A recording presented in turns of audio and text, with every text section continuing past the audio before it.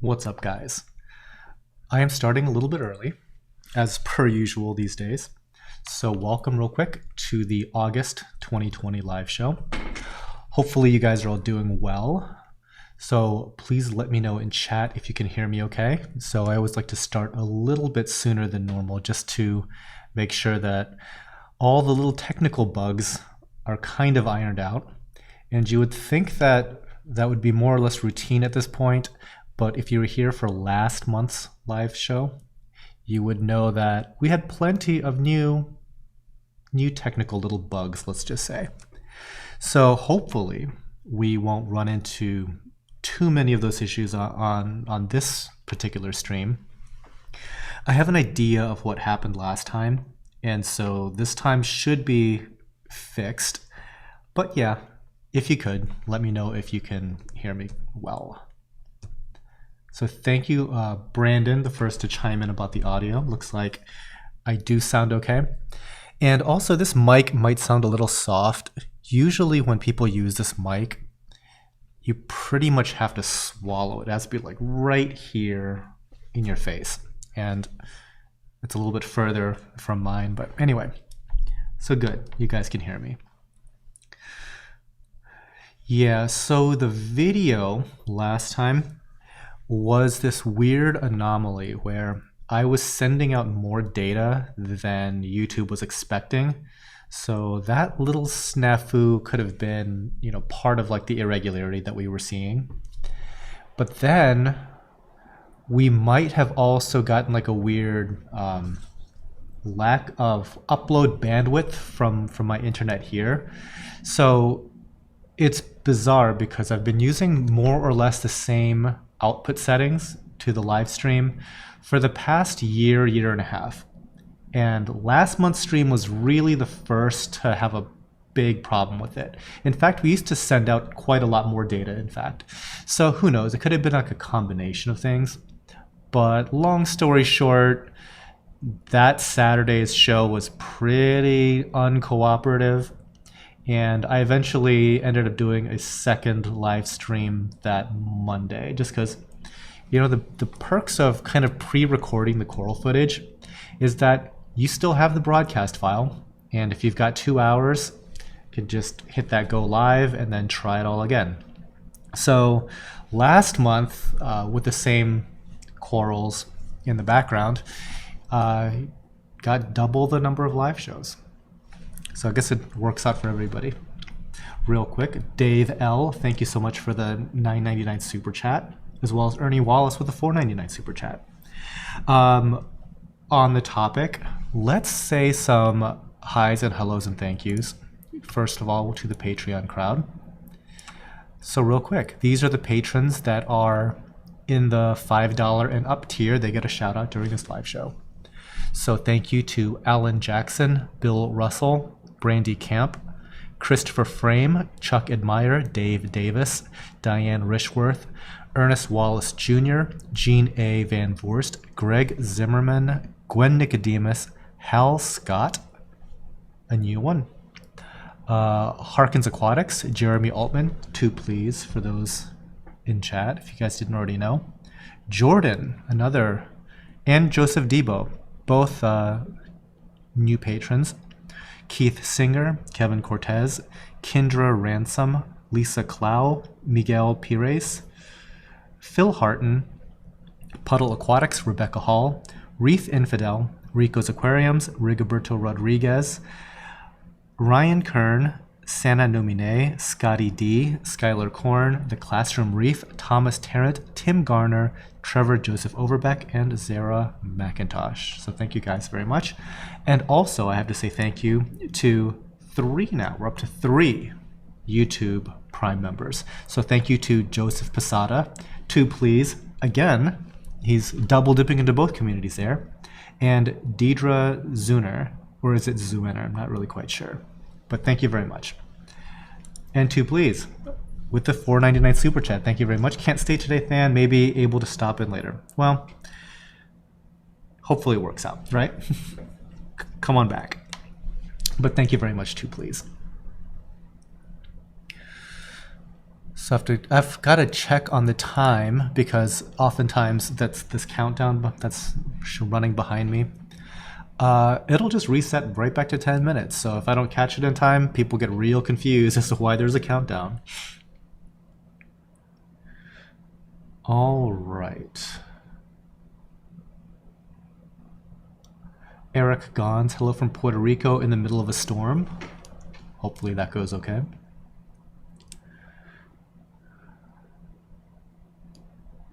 Ernie Wallace, greetings from Vero Beach. Where is Vero Beach? I don't know where that is.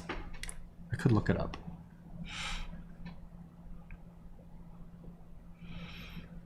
Dia the Hideaway, hope you're feeling better. Yeah, so if you guys caught some of my little posting on social media, the past 3 days have been really not my finest moments, let's just say.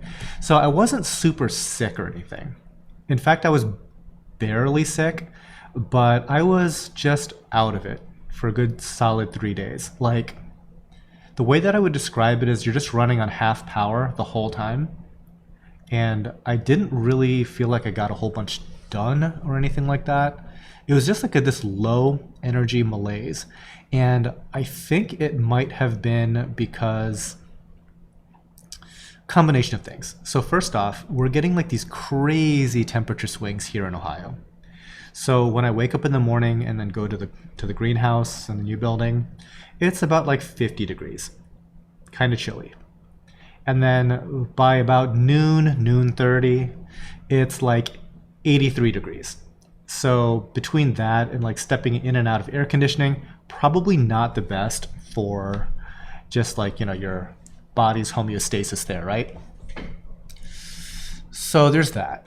Also, I wasn't sleeping particularly well. I would go back home and just like crash, right? I was tired, I'd just crash.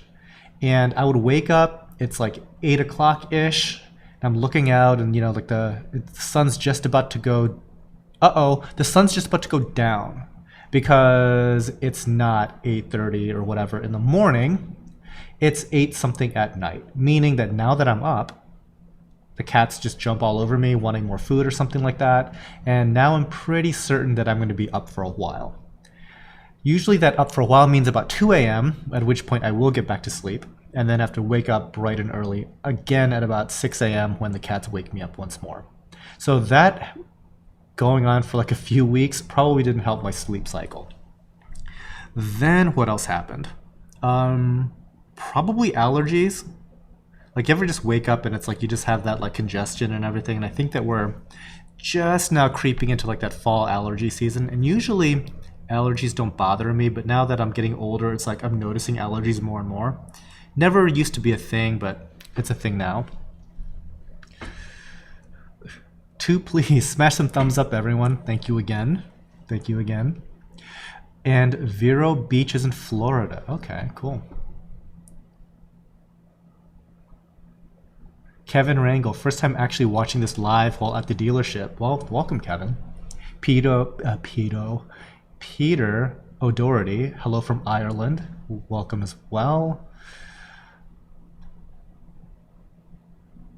Pineapple Under the Sea, hi from Malaysia. Welcome as well. I haven't been to Malaysia. The closest I've ever been was Singapore. And at some point in the distant future, I would really like to visit Kuala Lumpur. Ernie Wallace, just moved, Coral's not happy. That's a bummer. I was just helping a friend of mine move, and hopefully his corals all do well. It was an ordeal. I will likely do a video of that move because I was there kind of helping out in some minimal capacity. And yeah, moving a big tank really like makes you reconsider your life choices with having a big tank to begin with. So yeah, I'll talk a little bit more about that. It was actually Nathan's tank. So he was my guest in the last live show, the one that had all the bugs. So go ahead and blame that all on Nathan. Sorry, buddy, but totally your fault. No, but moving that tank, not a ton of fun, let's just say. Not the best time ever. It was one of those things where he had a lot of help. Everything went really smoothly, and I bet it took every bit of 12 hours to move that thing, if not more. If not more. I think I left after 12 hours, and they were just ready to finish up some stuff. Crazy stuff.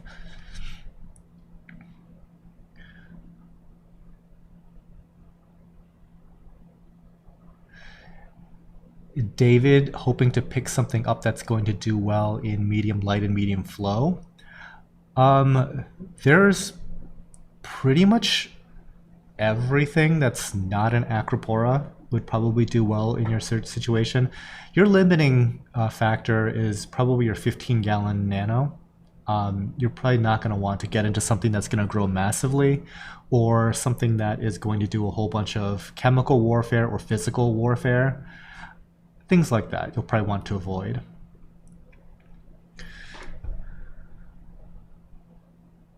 Tattoo Dancer, if you did some nice merch available internationally, I'd totally give you some support. It's difficult to support from the other side of the planet. Super stylish reefing shirts.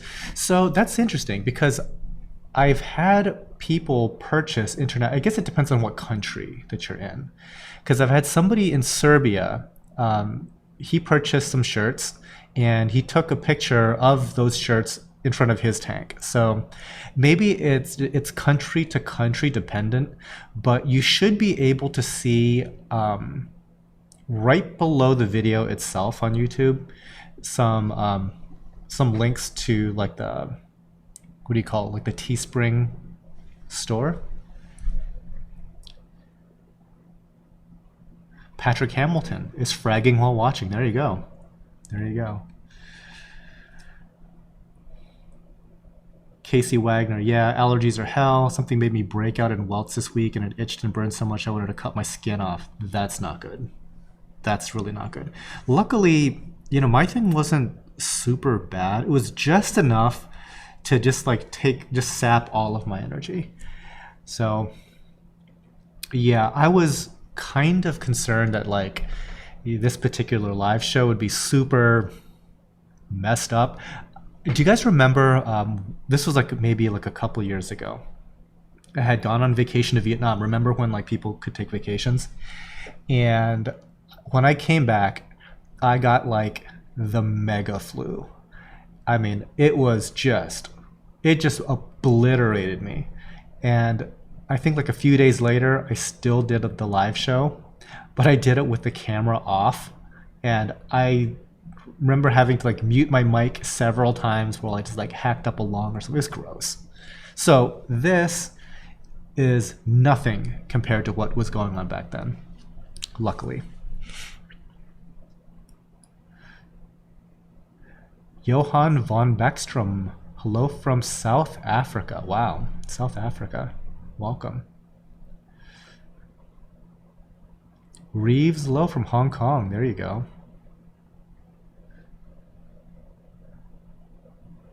Wayne Rock just turned 43, and it's like somebody flipped a switch and everything hurts and everything gives you allergies. Getting old is not for the weak. No, I was, I guess this has been a little while. But I remember after turning 40 something, I remember like walking down my steps in the morning, and it's like my legs weren't exactly under me. You know, it's like the weirdest feeling, like, oh, you know, you've gone down these steps every day for like a decade, maybe 2 decades. And this day is the day that it just feels different. Like your legs just didn't really quite wake up with the rest of you. And like my cats are like darting down the stairs, you know, cutting me off underfoot while I'm going down the stairs. I'm just thinking, yeah, I could see it. This is how it ends. Yeah. It's like one day I'm just gonna like take a header down these stairs. I could see it so clearly in my mind. But yeah, it is funny how, yeah, life comes at you real quick sometimes.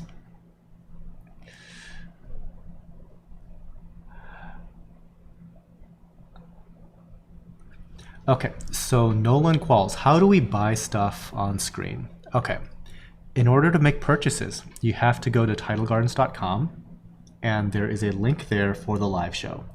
or you could just type in titlegardens.com/live, and that'll get you there as well. In the video description, there should be a link right at the very top, and that too will get you there. So real quick, in order to actually purchase something, so let's say we're looking at item number 10 right now, this golden lepto, you would have to put it into your cart and complete the checkout process for you to actually get it.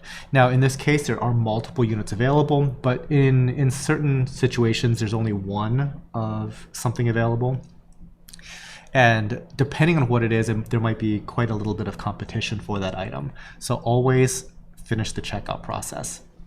Otherwise, you might be surprised that you didn't quite get something that you were hoping for. Shipping is a flat rate, $39.99, and the free shipping threshold is $250. So if you're putting in a lot of orders, you can select as the shipping method adding to an existing order, just so you don't get charged for shipping every single time. So that's just a couple of tips. There's also like an FAQ kind of guide that you can find on the website, and that'll kind of also walk you through what I just said.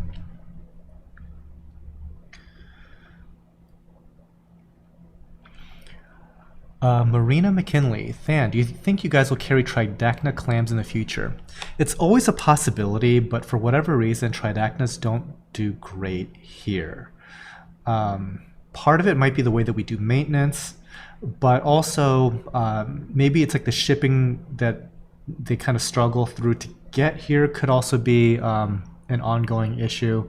Like, they just do badly, which is crazy because I've seen them in the wild before.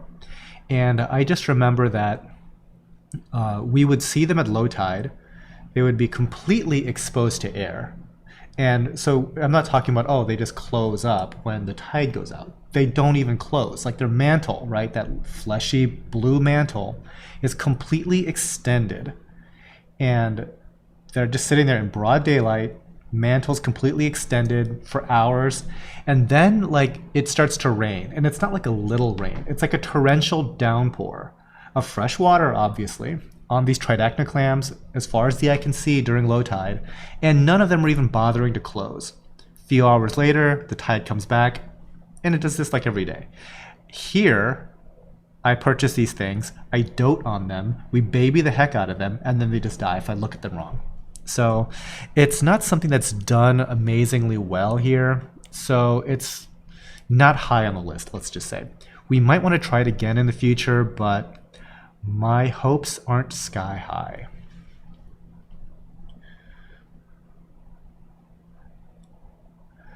So Alfredo Estrada, what are the numbers with a K on the top of the screen indicating? That's a good question. So last week, we did away with this feature for one live show.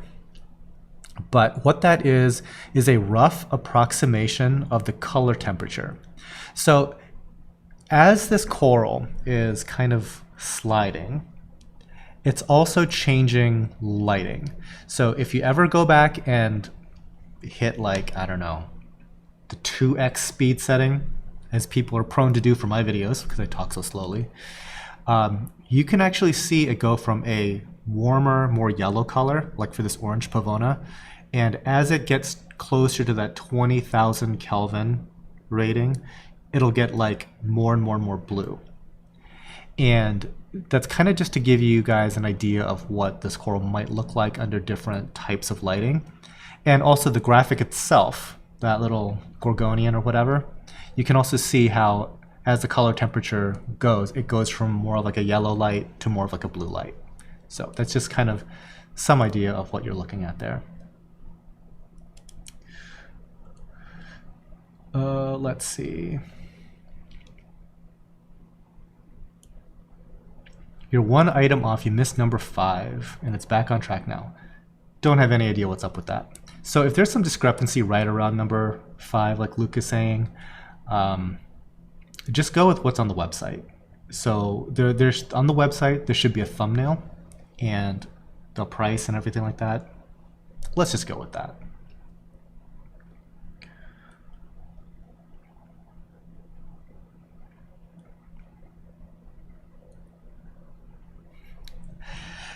So, Tattoo Dancer, hope to get some awesome stylish shirt that can be overdressed for reef maintenance, you know, like Dan does.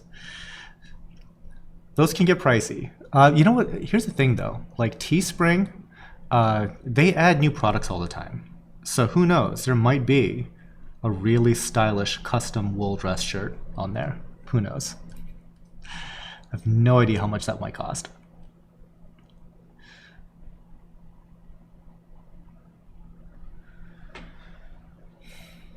Okay, Philly is asking, just got finished cycling my 40 breeder, have 2 clowns now. Can I just add coral? Do I need to wait for the tank to mature more? There's never really a downside, in my opinion, for patience. So if you wanted to wait longer, great. I think that it'll definitely serve a benefit for you. Just make sure that when you say that you've gotten done with your whole cycle, that it is actually done. And it also wouldn't kill you to kind of take it slow on the addition of stuff, because we've made some beginner mistakes here where we would have a tank completely cycled, overload it too quickly, and it'll cycle again. And when you do that with corals, they're not going to like that.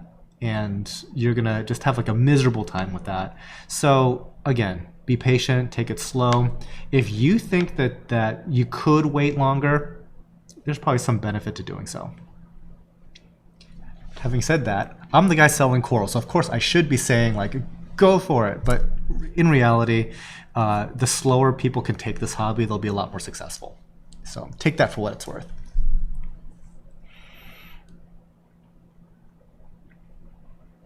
So Shane Lutenberg, corals look amazing, but I'm currently having a huge hair algae plague. Just frustrating because phosphates and nitrates have always read 0. So the thing about phosphates and nitrates being 0 is I think that you run into the risk of dinoflagellates, and that may not even be hair algae. So I tend to feel a lot more comfortable when nitrates and phosphates, let's say nitrates are maybe like 5 parts per million, and phosphate, really like anything that's not 0, would make me feel better. Like when those two values are like 0 is when like you get into like worse issues, I feel.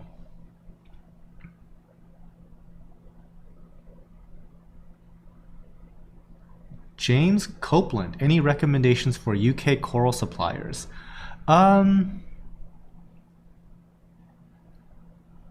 So obviously I haven't done any business in the UK, but I hear good things about Charterhouse. And they do kind of like a live show thing now, don't they? For all the UK folks, if you can back me up on that. Ronnie Carnes, torches today? I don't believe so. Like Euphilia right now are a little sus here. Remember when I said that we accidentally might have done like a double cycle? Yeah, we kind of did that recently, and a lot of our Euphilia got hit with like a cycle, and they're not happy. So it might be a little while yet before we offer some.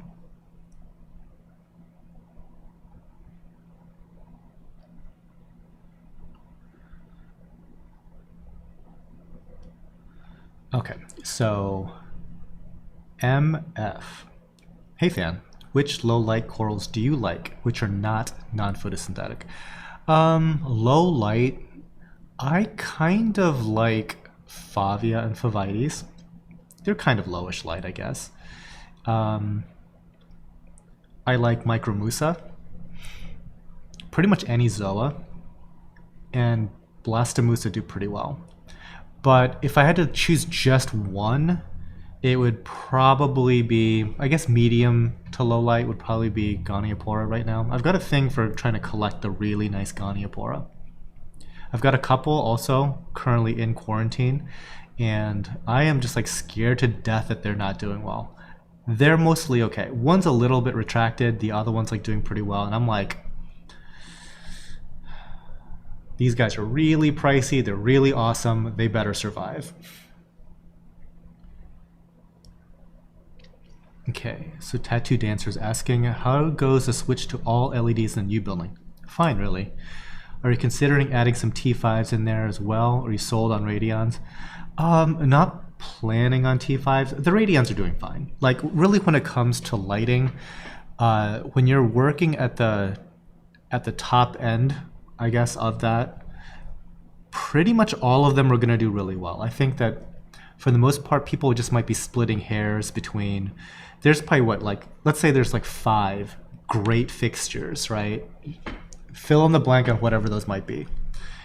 When it comes to like growing coral, it's fine. Like, all of them are going to be fine. All of them are pretty much going to be fine at coloring corals up. I think that the differences that you're going to see in those types of lighting are going to come down to ease of control. And I know that some folks have had their issues with Mobius because it's like a new software launch. So far, honestly, every single type of control that we've dealt with has had issues. So I guess it's like kind of par for the course.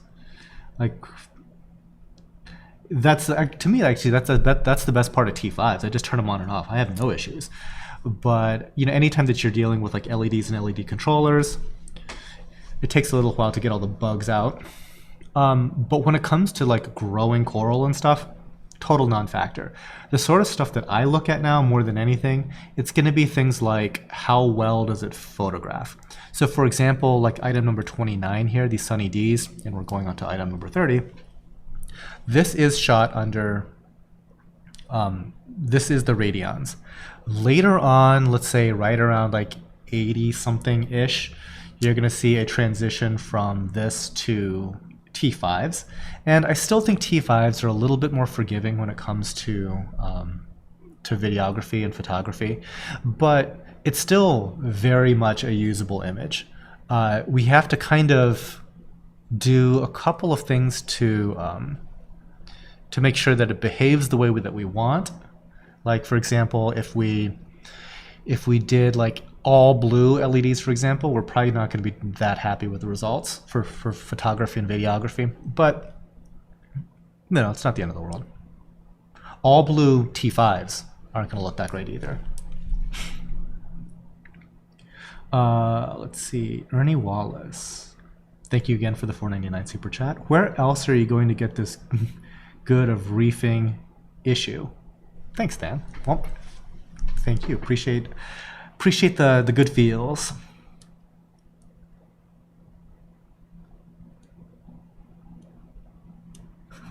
Issue equals info. Gotta love the autocorrect. Yeah. Usually just for me, it autocorrects all my profanity when I'm texting people.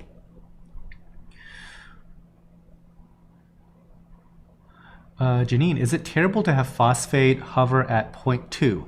No. No matter what I do, they stick there. Mushrooms, rock nems, leathers do awesome in there, though. We've had phosphates that are literally 10 times that. We've had like 2 parts per million phosphate, and it's fine. Is it ideal? Probably not. Is it better than 0? I would take 2 parts per million phosphate over 0 phosphate any day. No question. Beef the Builder. What are these flea-looking things that seem to come out of my sandbed at night? Sounds like amphipods. They're brownish orange color and fairly sizable. Yeah, I mean, if it looks like a little creepy crawly bunny, it's probably just an amphipod. They're more or less harmless. I've only seen them like do like horrific stuff one time ever. Yeah, like I basically put in like a sand sifting cuke once, and they came out of the sand and like pretty much ate the cucumber. That was crazy. I've never really seen anything like that since, and that was like 10 years ago. But yeah, it was like really disturbing. But if you ever did want to get rid of them, something like a mandarin loves to eat them. So you can try something like that. So, totally off topic. But I have a new green screen behind me. I don't know if you can notice, like when I'm looking at my image, I can't really notice it too much either.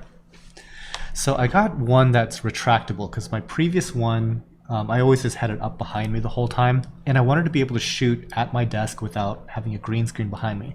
So I got this retractable one, and it's a lot smaller, so my framing is different. But the other thing that's like really weird is that the color of the green screen is just off. So it took a while for us to figure out exactly how to calibrate the software to chroma key my background out, because it's not really like a good chroma key green. It's like a pea soup Kermit the Frog green, and yeah, it wasn't.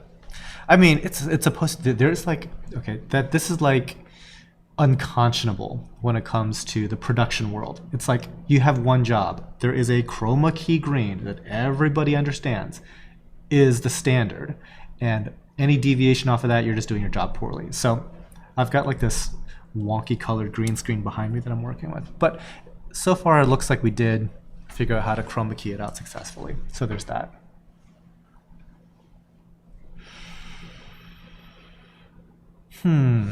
Let's see. Donut Plotkin. How do you tell if leptos and pavonas are happy or not? I know some of them get pretty hairy, but some look pretty flat. I love how they look, but it makes me nervous to not know. So whether they're flat or whether they're hairy, I don't think that's too much of a great indicator. But really where I would start worrying is if they get super tight against a skeleton and start receding. That's not too cool. Gabriel Berkey, why didn't you just take the cucumber out? We did, but it was just weird to see the little the little amphipods come out, and I don't want to be too graphic about it, but you could see them just like perch on the thing, and right where that thing is, the cucumber would just like squish in, like it just got bitten. So we're just like, what the actual hell is going on with that? So yeah, we did move it, but hopefully there weren't any vampire copepods or whatever in the other tank. Just saying.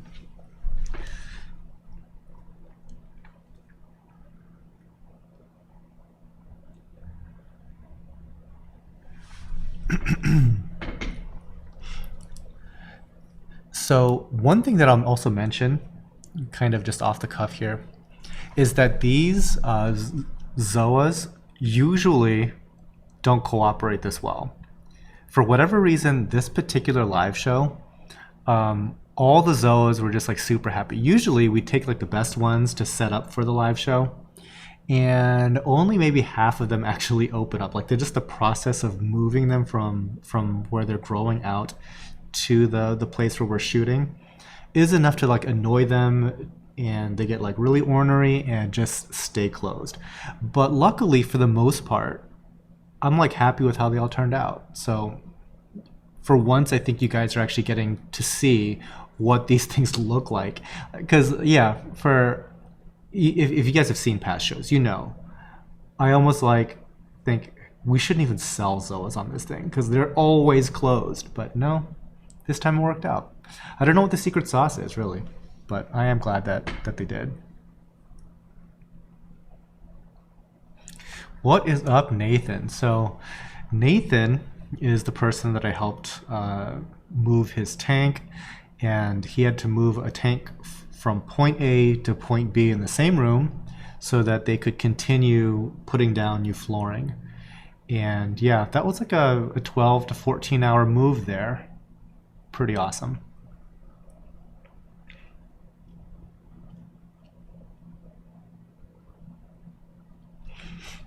Also, he and I are getting custom aquariums delivered on the same day. So he's getting 2 aquariums, I'm getting 2 aquariums. So that should be, don't know how to best say it, but that has high freak show potential. My move should go pretty smoothly, I think, because a lot of our stuff, is on rollers and stuff like that. His move does require like stairs and stuff, so yeah, good luck.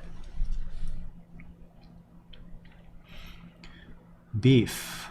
I have an Encrusting Gorgonian that seems to only open up at night. Not sure why this is or how to fix it. Thanks so much for answering my first question. So, an Encrusting Gorgonian, if it is what I think it is, it's like that peach pinkish variety. Those tend to be photosynthetic and also from Indonesia. Why it's only opening up at night is kind of confusing. So most of the ones I've seen from Indonesia are actually not photosynthetic. And if that's the case, I could totally understand why it's opening up a lot more at night. But I think that your best bet to get them to open regularly at all is probably to start to feed the sort of stuff that it likes. So like really fine zooplankton and phytoplankton tends to kind of stimulate like a feeding response with Gorgonians. Now, when you do that, you have to really kind of keep an eye on your nutrient levels, because like suddenly dosing like a lot of food like that, a lot of liquid foods, could really be taxing on your filtration system. And if that happens, like Gorgonians, their structure is really conducive to growing problematic algae and other not so great micro things. So you kind of have to have this careful balance of, how much do you feed versus at what point does the feeding become a liability. But that's probably something to consider. It's just the nutritional aspect of it. It's probably trying to hunt for food at night, but with any non-photosynthetic, assuming that it is non-photosynthetic, you can pretty much train them to come out in the day. It just requires a lot of consistent feeding. Casey, yay, audio was out of sync, but refreshing it caught up. Okay. Yeah, sometimes when there's like an audio or a video sync issue, it could be on like your browser end. So yeah, hitting the refresh sometimes can help. Like on my view here, not an inordinate number of dropped frames. So I'm seeing like 59 dropped frames, and we're almost maybe an hour into the show. So that's not terrible. Like if I saw 1, 2, 3,000 drop frames, okay, that's me. That's definitely me. But 59, no, not so much.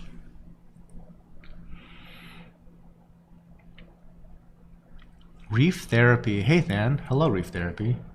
Nathan, tank delivery day will not be as much work as moving the current tanks across the room. True. That's, yeah, it better not be. It just better not be. Marcus Aurelius 187. I forget, Than, they're not reef savvy. Who built yours? The guy's name's Derek. I don't remember his company name. Like, I was very backseat to this whole deal. Like, Nathan happened to be getting his from a particular builder, and he's like, do you want to piggyback on my delivery? And knowing what an issue delivery was, like delivery is like a huge part of it. And so since I'm just like piggybacking on his delivery, I'm like, sure, no brainer, right? Like just getting the aquariums themselves is like a total afterthought. So, yeah, I guess I didn't pay the closest attention.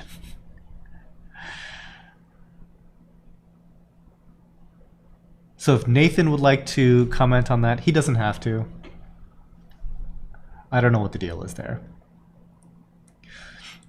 But the time frame also worked out, because we were looking at kind of finishing up these the two systems downstairs, getting them like pretty much done with. Yeah, everything's going to come together nicely. We are waiting on lighting, though. We're still waiting on lighting from Orphic.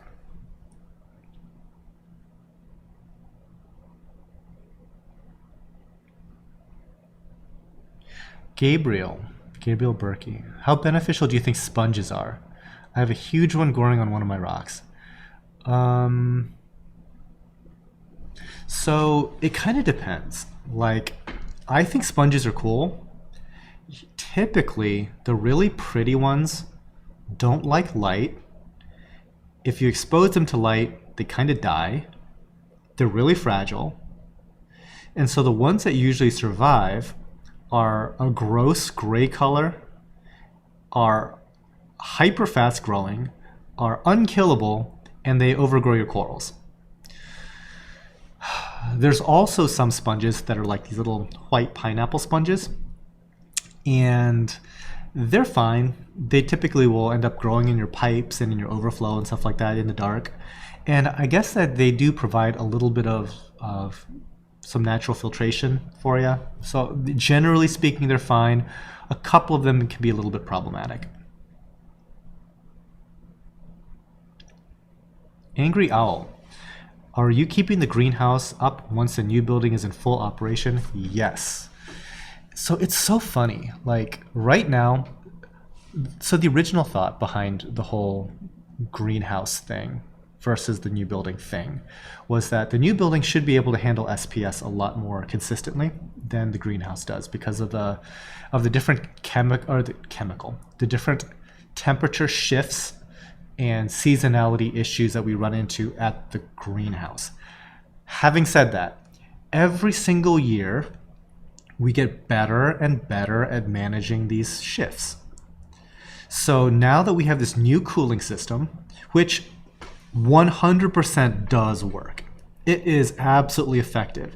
It is not as impressive as I was hoping for. Now, it's plenty. It works, right? Can't be too mad about something that works. But we could increase its cooling potential by an order of magnitude if we did a few things differently, and in the future we probably will. My point is, every single year we get better at growing stuff in the greenhouse. So originally the plan was, well, all the stuff that typically doesn't do well in the summertime, like Acropora and things, we will transition most of that stuff to the new building. We've had the hardest time doing that though. And at the same, well, mainly because of like some weirdness with quarantine. But the stuff that does make it through quarantine, it's doing okay in the new building. The new building is settling in. You know, you kind of have to have a more mature system to do Acropora particularly well, I think. But the greenhouse is growing Acropora like it's nobody's business. The polyp extension is like triple what it usually is. And oftentimes we struggle a little bit more in the summer because of the heat, but because we have this new cooling system, it's amazing. And like, it's so, yeah. Are we gonna keep the greenhouse? Absolutely. Because just over time, it just gets better and better and better at doing what it does. One day down the road, I would really like to redo the tanks in the greenhouse, partly because some of them are just old, but also we know so much more now about like a nice layout for everything that I think I could double the productivity of the greenhouse, reduce the costs, and make it way easier to work in and way more comfortable. So the only problem is the greenhouse is full of corals. And I tell the guys all the time, sell everything in here, please, get rid of all of it. But it turns out there's a lot of corals there. So anyway, hopefully we're able to eventually do some more upgrades. We have a whole bunch planned, but I see that the greenhouse as a ridiculously highly successful thing, and we're just going to keep it going.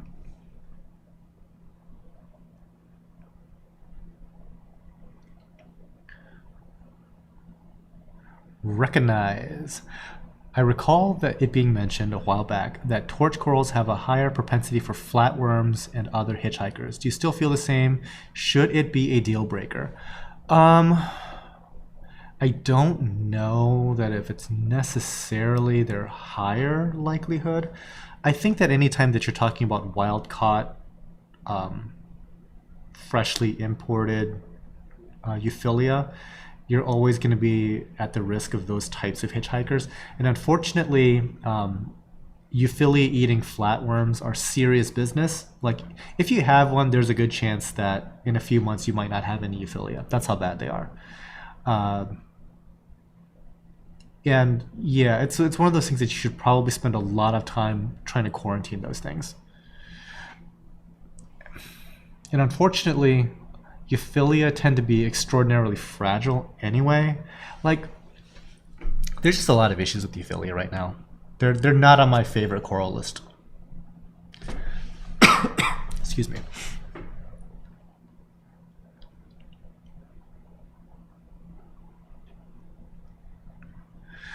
Hillbilly Reefer. Everyone seems to be waiting on Orphic lights. Huge back orders. Yeah, so Hillbilly, I don't know what the deal is exactly with Orphic. I'm working directly with the company, and when I placed my order, I was kind of expecting it to, like, okay, we're gonna ship from our warehouse in Arizona or something. No, it's coming from on a boat from Hong Kong. So I've got to wait for the boat, wait for the contents to clear customs, then the handoff to UPS has to occur, and then it has to drive across country to me. So it's a little bit of a hairy deal. And in the process, there's like international wire transfers and all that fun stuff. So I'm just hoping that things go smoothly, because it's definitely not going quickly. But luckily, it's one of those things that it's not a huge time constraint with me. It's not like, oh, I need these things to grow coral tomorrow. I don't. But it would be nice to kind of get them. That'd be nice. So I can only imagine what it's like for other companies that are trying to purchase. Like, I have no idea if they're also waiting from boats from Hong Kong, or maybe there is a US warehouse and they just didn't have my stuff. Because the sort of stuff that I was ordering from Orphic was a little, not extravagant, but a little bit off the beaten path. Like, I'm guessing like ones of hobbyists would ever want something like it. It's the stuff that public aquariums want.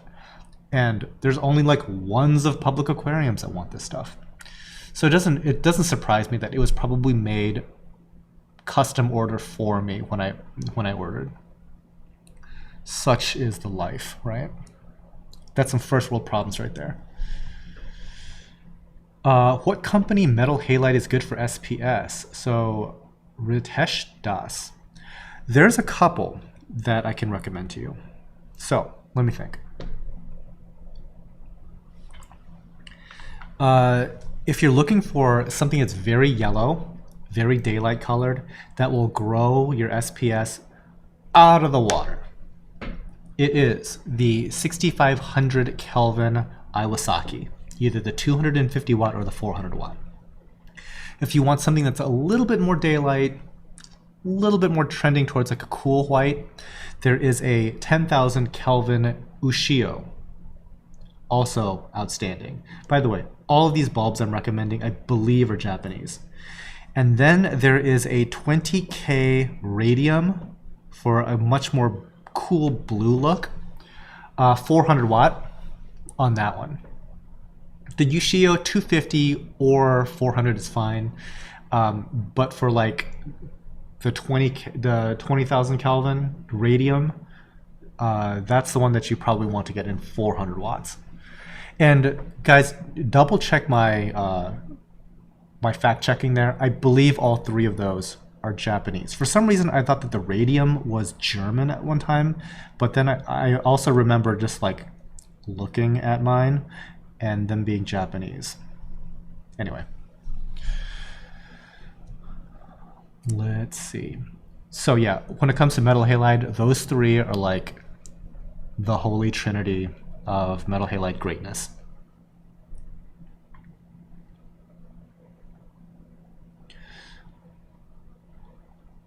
Dean Hogan, Than, any way to tell if you have any zoanthids that you can say have no palitoxin?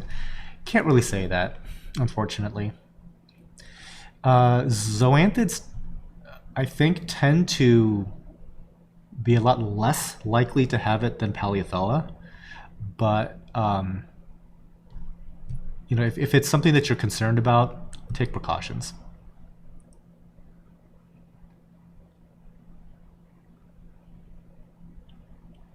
Justin Adams, fan, how and where should Blastamusa be placed? Mine has 9 heads and is completely overgrown in the square plug. Can I remove the coral and place it on a rock, or just glue the entire plug? I would probably go ahead and glue the entire plug. I think removing corals and gluing corals down to new places tends to be a little bit more challenging. So if it's already on a plug that's overgrowing, just use the entire plug.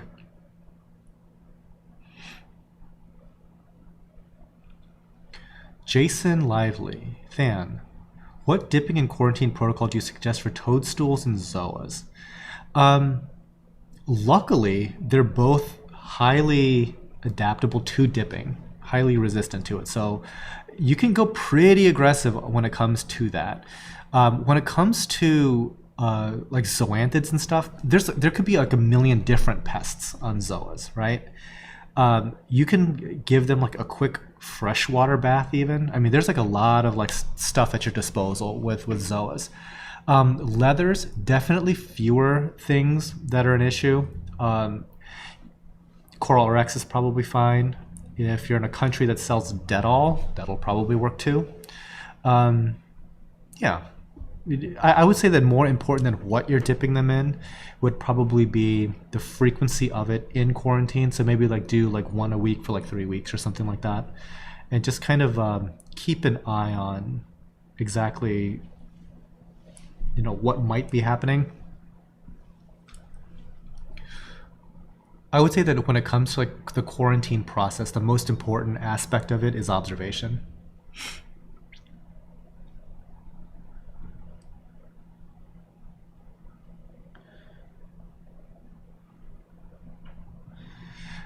Jester's dead. First time here. Is this a what you see is what you get sale? Kinda, but no. So yes and no. So for example, item number 73 here, this Blue Recordia Florida. See how there's like that circle that says multiple units available at this price? This is not a what you see is what you get. One person's gonna get it, but everybody else is pretty much gonna be getting something. Trying to think of the word. Old age, right? Basically identical. Like the people that didn't get that individual probably would have a hard time knowing that they got something different. Now, the ones where you don't see that circle, that multiple units available circle, that is a what you see is what you get. Unless for some reason it got eaten by a fish the day before shipping or something like that, at which time we will tell you that, hey, something happened, we're gonna send you out something comparable, if we have it, obviously. But for the stuff that's like, that's pretty much standard fare, like a particular SPS that's completely covering a plug, they all kind of look the same. So there might be like 5 of those available, for example.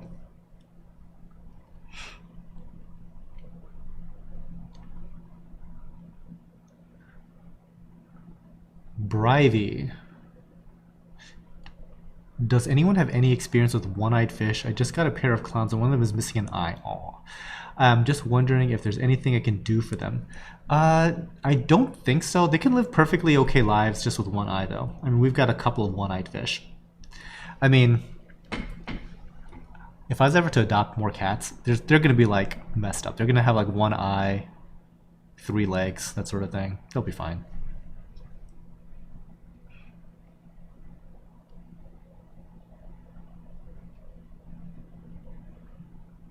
PJ Alex, do you send to Mexico? No, we don't. So the only places that we're able to ship are the continental US, Alaska, and Puerto Rico. So no Hawaii and no international.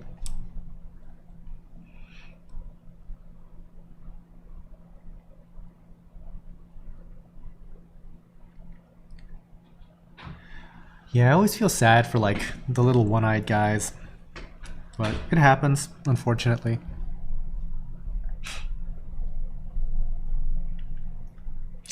Hey, Mom. Honey. Oh, thanks.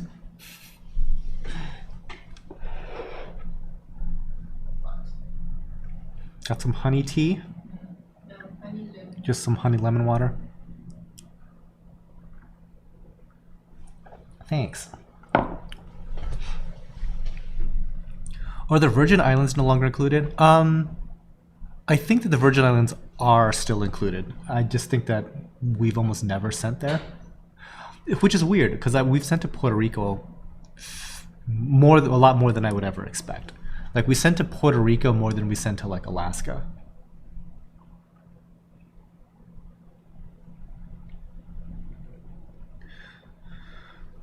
Justin Adams is asking, Than, my tank is currently at 440 calcium, 1350 mag, 13 DKH, that's high.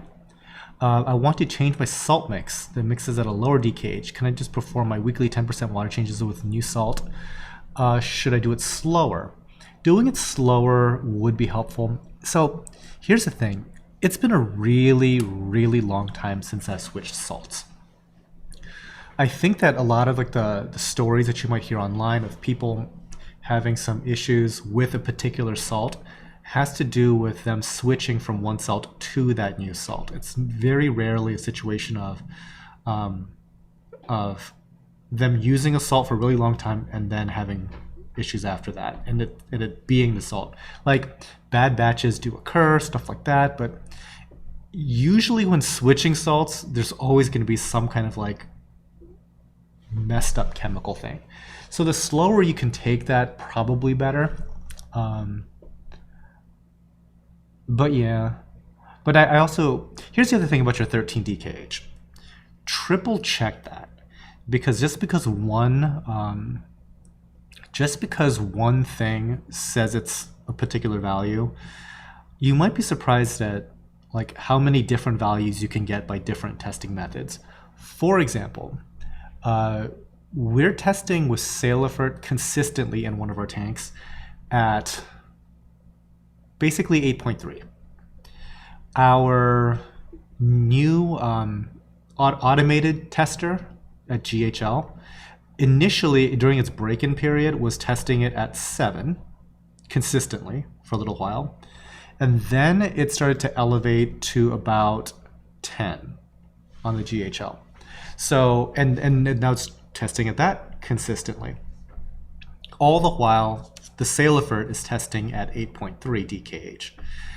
We just sent away for a Triton test, so we'll see what that test thinks our DKH is. So my moral of the story there is if stuff is doing okay in your tank, I wouldn't be in a huge hurry to change anything, but double and triple check your testing methods, because it could just be fine. And if there's really nothing wrong, like visually with your coral inhabitants, I don't really know how much I would even care what those numbers were.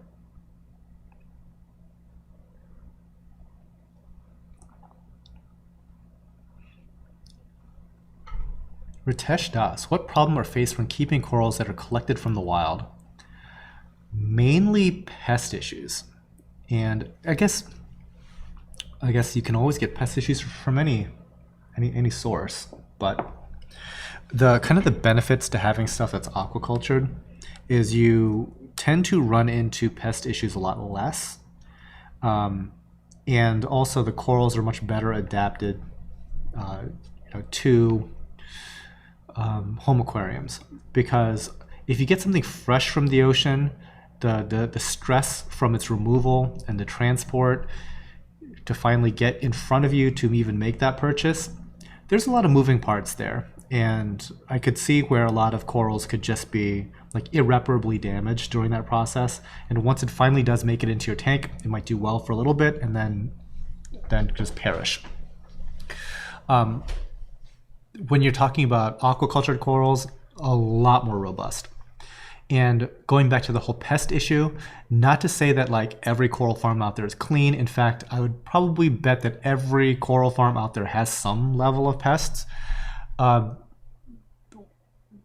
The nice thing is, you know that they have to actively fight the problem, because out of control pest issues means you're not coral farming any longer. Period, end of story.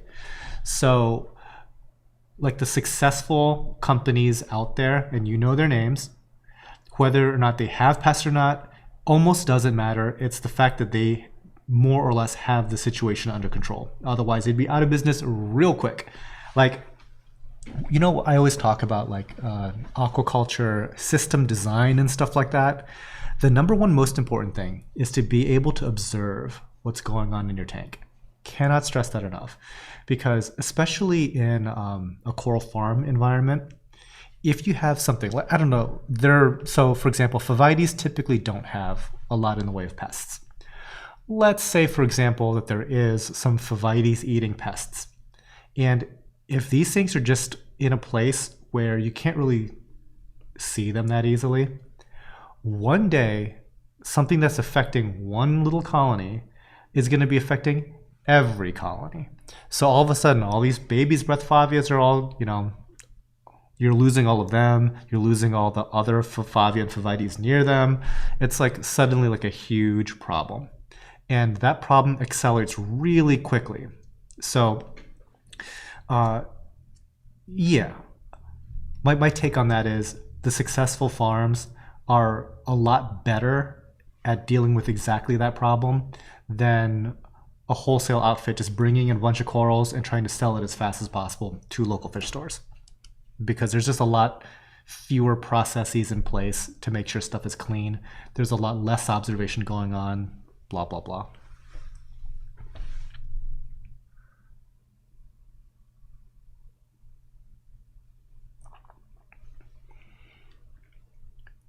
David Nicer.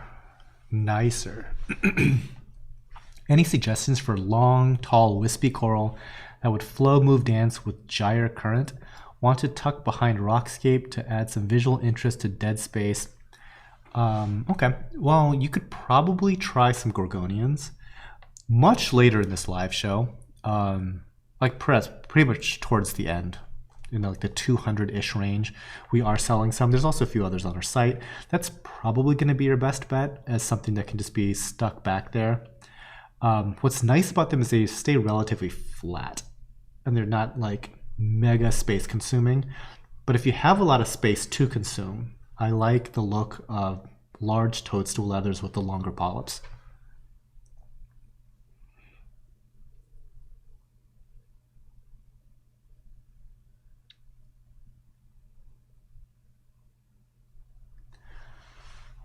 Brivey. Than, I just wanted to thank you for having all the coral spotlight videos in a single playlist. I'm getting a shipment of corals today, and I haven't kept a lot of species, and the videos really helped. I'm glad that you like them. I would actually like to make more of them. The only issue that I run into there is that they're all scripted, meaning I have to script them. And usually my scripting activity takes a back seat to pretty much every other activity at this point. It is really easy to put off scripting. Yeah. So unfortunately, there's been a video that I probably have had on the back burner for about like 4 months now that I just need to like get out because, you know, I need it for my website. There's like an item that just doesn't have a video. We sell a lot of this particular coral. It really could use a video, right? It's just that little scripting thing. It's like, I don't need to do some more scripting. I might get like 5 words written, the phone rings, something else happens, and it gets put on the back burner for another week. It's awful. But yeah, the idea is that I would like to get a lot more of them up. And you know, the thing is, like, a lot of our coral spotlights are getting kind of old. I mean, some of them, I was amazed. Like the Blastamusa one might be like 7 years old. We could definitely kind of, you know, get going on that.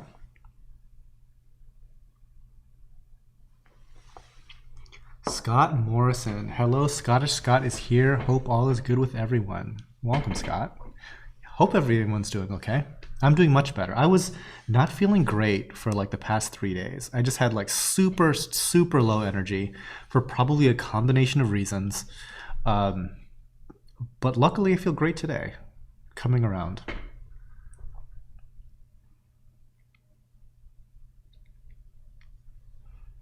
Jason Lively.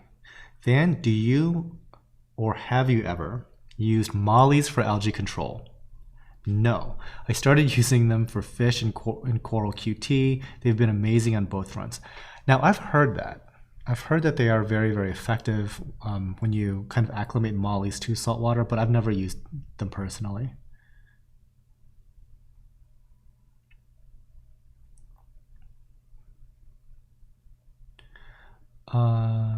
Anson S. I have a Phavites that has a red feather duster worm growing between the frag and the plug. Will this feather duster harm the coral, or will it eventually grow over it? Do you have any advice? It's harmless, pretty much. I wouldn't worry about it.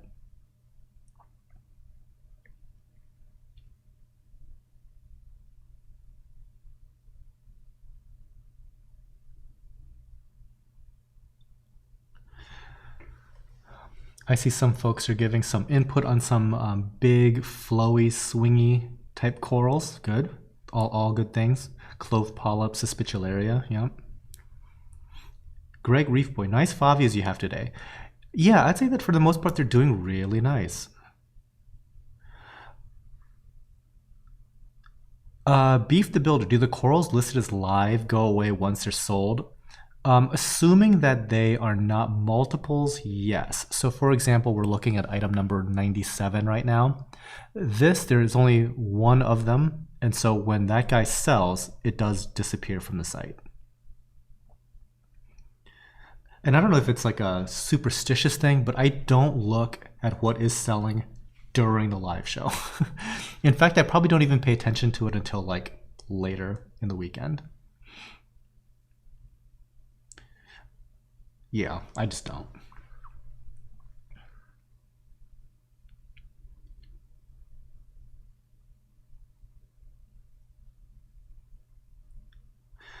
Justin Adams. Fan, do you run into issues with fermented snails at the farm? I've got a hammer coral that's had a couple on the stem. I physically removed them, didn't notice them before. Now I have 10 more. Not so much of a problem, to be perfectly honest. I mean, do we have them? Yeah. Are they a problem? Not really. I think it has a lot to do with just how we do maintenance here. We just remove them consistently, and so they never really get to like crazy, insane plague proportions or anything. Also, I heard that bumblebee snails do in fact eat them. Like previously, some people in chat had suggested bumblebee snails for them, and I guess I never really even had bumblebee snails, but now that I keep mentioning it, I'm hearing more and more and more anecdotes of bumblebee snails doing a good job on them. So that's physical removal, and perhaps those snails will solve your problem. Bill Rappy, will you do a mystery box with hardy corals for beginners? Well, we do have a beginner 4-pack that might be worth checking out. So if you look in the sales section, you should see all of our packs, assuming that it's not sold out. That's a good place to start. But honestly, there's only really a handful of corals that aren't really suitable for beginners. I think that beginners can be successful with at least 75% of all the corals, pretty much.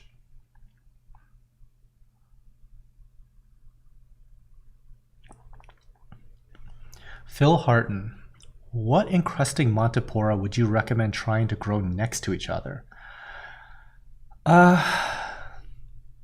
None, to be really honest with you. So I noticed that some people like kind of try the growing Montipora right next to each other and all over each other sort of thing. In my experience, they just fight like crazy. It's not really my favorite look. Eventually what happens is one will just kill the others. So yeah, not too high on suggestions there. Maybe some other folks have tried stuff that they're more successful with. You might even have better luck with the plating varieties doing that sort of thing. But as far as encrusting ones go, they just kind of fight and kill.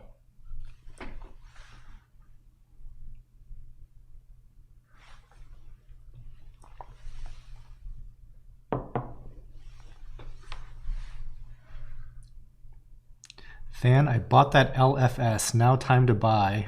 LOL. As much as I would like to sell you the Brinks truck of corals, it's good to go slowly, especially if you just bought the place.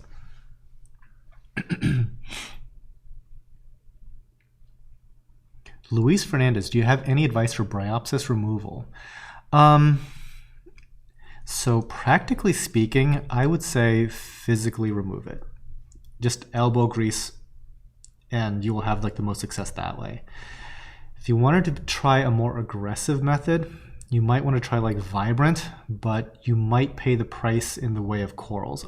Like when we used Vibrant, it absolutely did work on removing algae, 100%. But there's certain corals that really didn't like the Vibrant, so you kind of have to be careful of that. For example, we were just talking about Favia and Favites. A lot of ours went from like being like super fat and healthy to being super fat, healthy, and then dead. Like just starting to like strip off flesh the next day. It's like really weird. And it wasn't just after an initial dose of Vibrant. It was like well into the process. Also, we have like a really nice Colorado Sunburst anemone. It's probably like the size of this iPad. It's like giant thing, right? Super nice color. And it got extremely drab colored. Like to the point where you're looking at it, it's like, is that even a Colorado Sunburst at all? And since we've stopped using Vibrant, it's over the course of like a few months regained its like really intense coloration. So yeah, when it comes to Bryopsis, yeah, I would just probably focus as much as possible on like the physical removal of it and just stay up with it. And if you really had to get that little bit of an extra edge, you might want to try something chemical.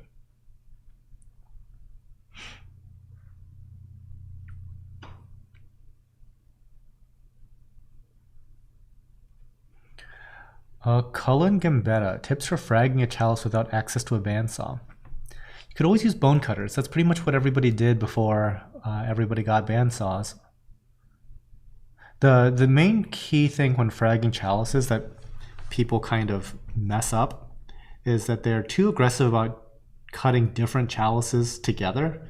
So when it comes time to like do, for example, like this Riddler chalice, number 108, and whatever other chalice, like they pretty much need their own water, their own clipper, their own everything. Like separate that out as much as possible, because what we've noticed is like having issues with, even with like a bandsaw, cutting one type of chalice and then putting the next chalice through that same saw blade. Like you kind of have to like clean it every single time. At least I would.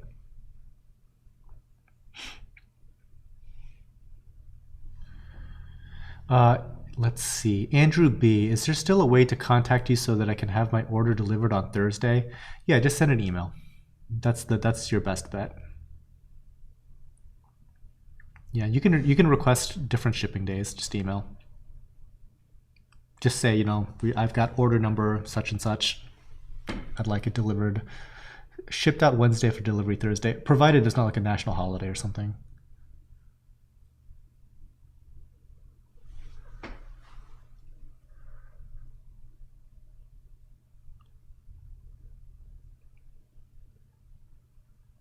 Sounds like you guys fixed the squeaky door. Yeah. There's plenty of other squeaky doors we need to fix. Best Shot 33, for Bryopsis, use fluconazole. It will absolutely work.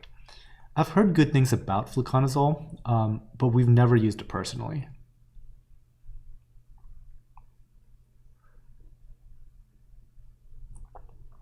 So David's asking about bristle worms. Seeing a lot of larger ones start to roam around during feeding. Should I care? I'm like a bristle worm non-hater. Oh, this is so weird. I'm looking at item number like 111 here, this yellow parazoanthus.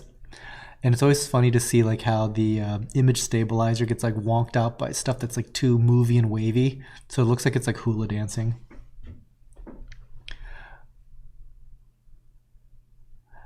Yeah, I mean, I like bristle worms.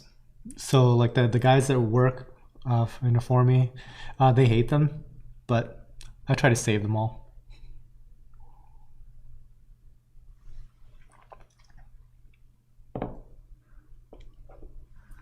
Jonathan Marley, what is your take on Dinox? Never heard of it. Don't know what that is. Sorry.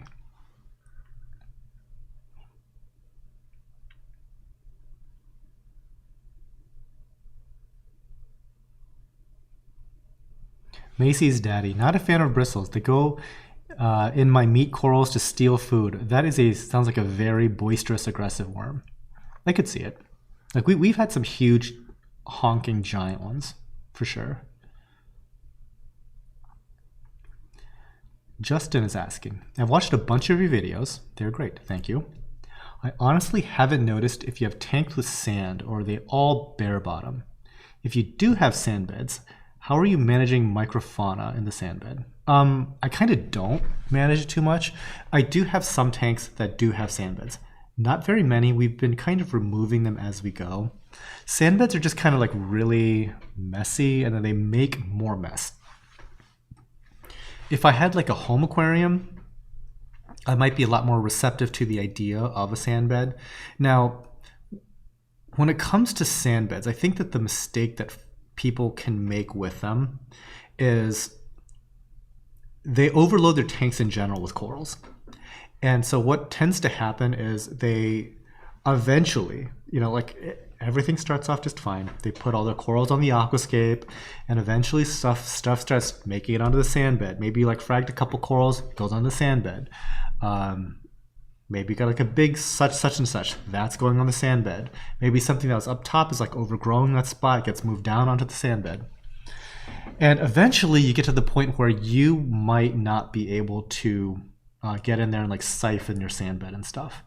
And that's kind of when a lot of like the problematic junk just builds up like crazy. So if I was to make any suggestion with folks that have sand beds, try to organize your reef structure in a way that allows you to continue to clean the sand bed. I think that this is just my take on it, but I like clean sand beds. And I would do every single water change with the intention of cleaning the sand bed as well. I would use like the water as an export mechanism to get detritus out of your sand bed.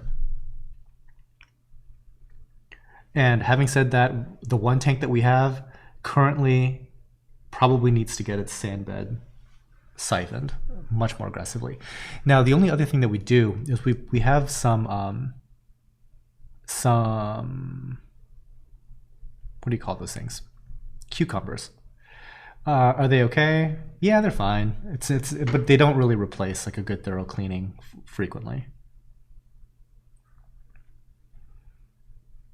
I want to vacuum my sand bed, but I'm afraid of damaging my population. Yeah, I wouldn't be worried. They'll be fine. I'd be more worried about cutting my cucumber in half with like a siphon. That freaks me out.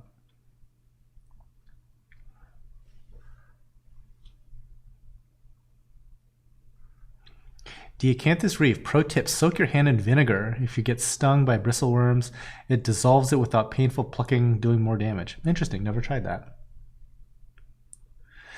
Casey Wagner, would you use a deep sand bed in a sump or secondary container? Me, probably not. So kind of like my issue with, I mean, you could. I guess it depends on how you set it up, right? I probably wouldn't, because usually like these secondary containers and stuff like that are like the perfect breeding ground for problematic stuff. Like there might be some weird algae that in your show tank is perfectly being managed by snails and by fish and stuff, but unchecked, it goes crazy in this secondary tank. If you have like one flatworm that somehow makes it out of quarantine, someone makes it off of your coral that you've dipped before you put it into your show tank, winds up in this secondary tank, goes crazy. Like thing after thing after thing is usually tied to these secondary tanks. So if you have that type of secondary tank and you wanted to use it like a settling tank, for example, you stir up your main tank, it all settles in the secondary tank, and then you flush out that secondary tank, cool. But generally speaking, that's not done with a sand bed, right? So yeah, if it's just a blank settling tank that you can completely, wash out and empty every so often, cool. but not for deep sand bed. I would not do that. Not my thing.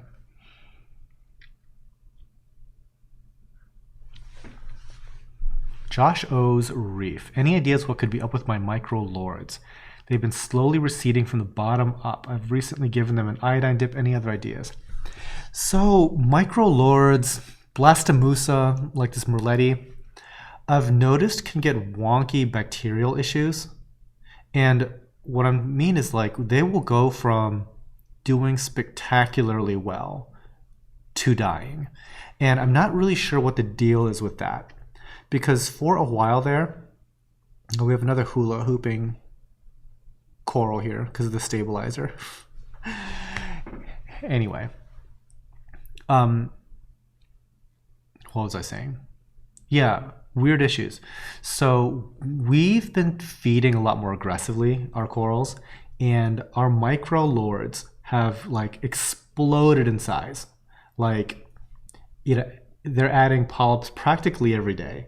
The polyps themselves are like the size of small scalemia. They're huge, fat polyps. And then, let's say there's like a dozen great looking colonies, all rainbows, all insane looking, 30 polyps each. One of them, right in the middle of a colony, will start dying. No rhyme or reason to it. It was like perfectly healthy for like the longest time. It's doing great. All of its friends are doing great. All of it's like still eating. But this one little bit of it starts to die back. Very, very, very puzzling. And same sort of thing that happens with Blastos. Like they'll be doing like amazing, adding polyps, eating. And then they'll just kind of like fall apart. Like, what just happened here, guys? It's very strange. So it could be a bacterial thing. I have heard that there could be some issues with that. I don't think it's overfeeding, even though we scaled back our feedings to 3 times a week rather than every day. But who knows? It could be something nutritional. Like our new systems who are doing most of our growing of those types of corals, they tend to be very low in nutrients, like scary low, very low nitrate and phosphate. So, maybe they just ran out of fuel when it comes to that. So there could be like a couple of things. I would think infection first, possibly some nutritional things second. A distant third, in my case anyway, would be some sort of like pest or aggression.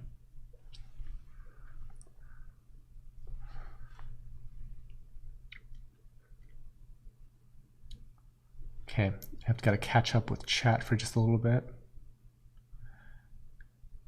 James Galliana.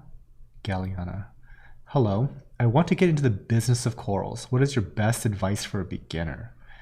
My best advice for a beginner is that the entire business is your ability to sell the corals. It's not your ability to grow the corals. It's not your ability to acquire the nice corals. It is purely your ability to sell. Period. End of story. So with that in mind, I would probably get a little bit of a halfway decent sales and business background as to what tools might be at your disposal for that. Like your ability to keep aquariums is very secondary to how successful you're going to be in the industry. There's plenty of people in the industry that have never kept corals.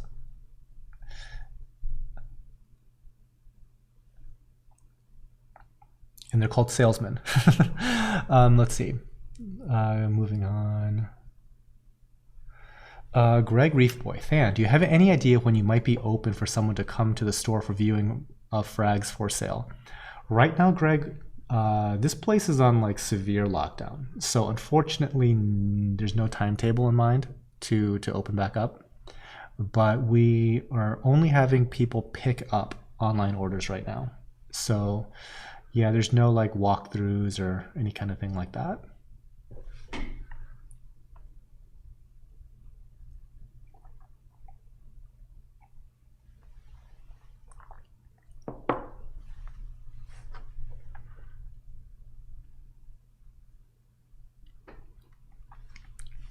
Scott Morrison, love for you to get a small tank for your office or desk at home just to see what you would put in it.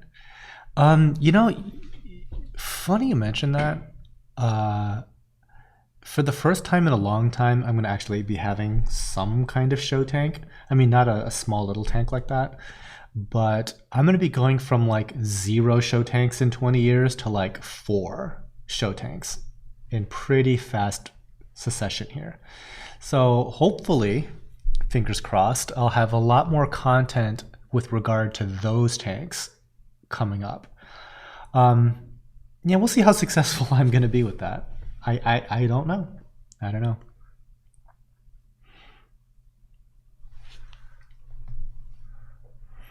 Hemlock brandy. So on average, what is the typical lifespan of coral? So hemlock, the real answer is infinity. They should last forever. They should live forever. Usually they die because we screw something up.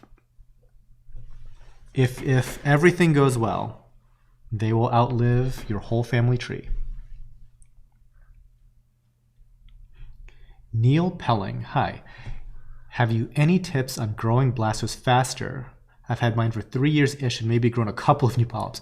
Well, we feed like crazy, and that seems to help a lot. Like aside from that issue that I mentioned where like something will just melt inexplicably, every other Blasto is adding like new heads every couple days, every week. So yeah, the feeding has definitely helped. Now, if you are feeding, make sure that, make sure that you don't have like overly boisterous fish or shrimp that might be like going in there and digging it out of the corals, because that would be kind of counterproductive.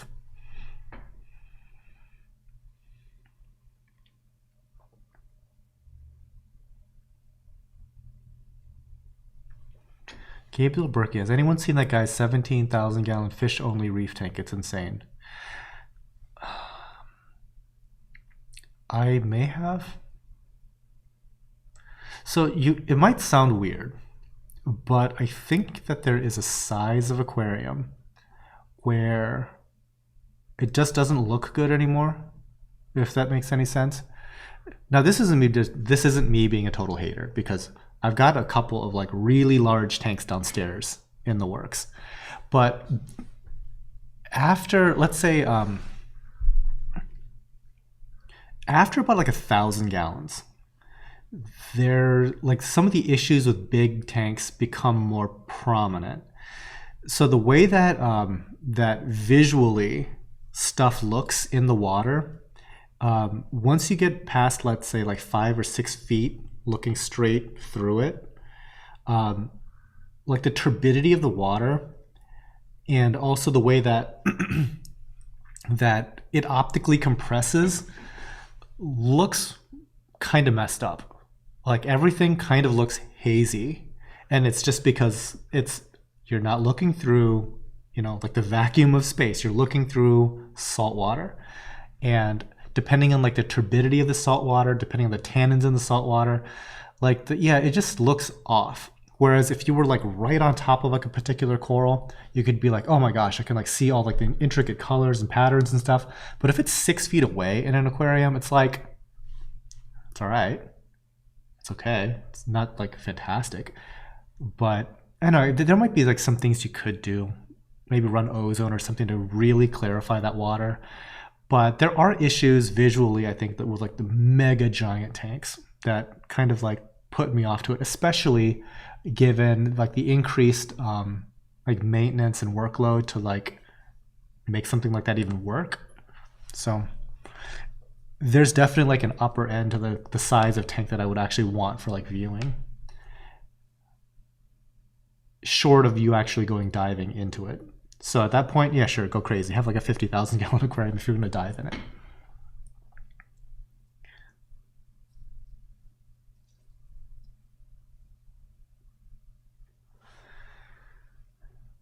Don Denny, can we buy what's showing on the screen? Yes, you can. So if you would like to, you can go to titlegardens.com/live, and you will see all these guys up there. So this is like item number 138, and it'll say like multiple units available at this price point. So this particular one is not a what you see is what you get piece.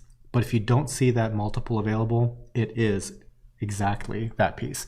Now, this Superman Monty, for example, if you wanted one of those, the first person is going to get exactly this piece, but the people afterwards will be getting something pretty much indistinguishably similar to that. There's like a little FAQ if you go to titlegardens.com, and you can kind of see like how the whole process works, you know, how much is shipping and whatnot.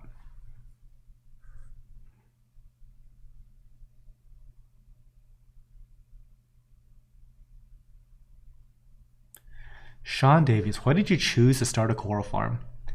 You know, it was just like a little background side hustle. I was like a hobbyist for a really long time, and pretty much one day it got enough momentum where it could just replace my day job, and it just kind of like worked out that way.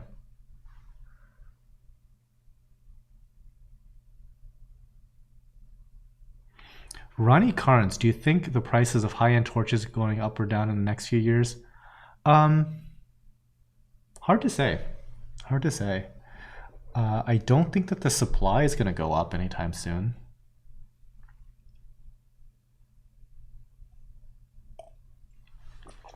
I think that when the Indonesian export market opened back up, people were like, oh, thinking there's going to be a ton of like really cheap corals coming back into the scene. Turns out there's a lot of very expensive corals coming back into the scene. It's like the exact opposite effect. So if anything, it's just gotten more expensive. Like, the other thing is that the stuff is always going to be kind of cyclical, right? So stuff that is popular now might not necessarily be popular like 10 years from now. And then it kind of comes back full circle. I mean, there was a time, somewhat not even that long ago, where high-end Acropora weren't very desirable. Now there's like crazy interest in it. There was a time when like really high-end chalices were very much all the rage. Right now, I would say that the chalice market is like the lowest it's ever. Well, that's not true. It's at a low point, let's just say. The hype over mushrooms, kind of, I guess it's still kind of there a little bit, but it's not like totally insane. Yeah, it's stuff comes and goes. So like that type of fluctuation, sure. But I think that overall, I think corals have gotten a lot more expensive.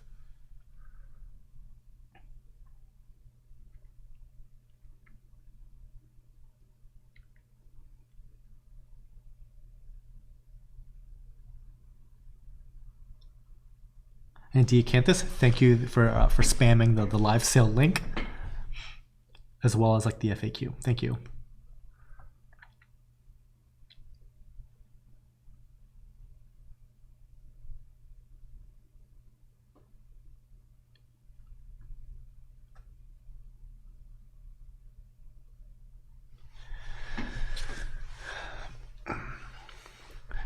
The other day I was talking to somebody about what's called like a natural pond or something like that.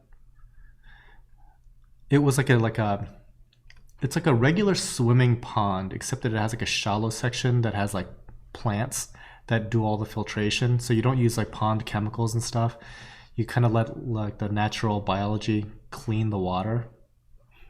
So I thought that was kind of interesting, and I kind of fell down the YouTube rabbit hole of that. I think it'd be interesting to like set something like that, but for like a saltwater giant pool, where you might have like a sand and mangrove section that's like more shallow water that would do a lot of the filtration for like the main body of water that you could go diving in. That'd be kind of neat. Kind of expensive, but it'd be kind of neat. I wonder at what point would it be like viable to have something like that and to charge people to dive in it. I wonder, like how big and how not profitable would that be exactly? I mean, would somebody pay like $500 for an hour to dive in that thing? I don't know, maybe.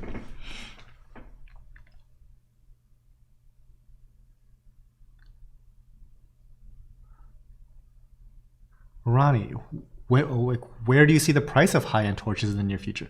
I'm not good at predicting these things at all. Like, some of the stuff that's selling for a whole bunch now, I really would not have been able to predict.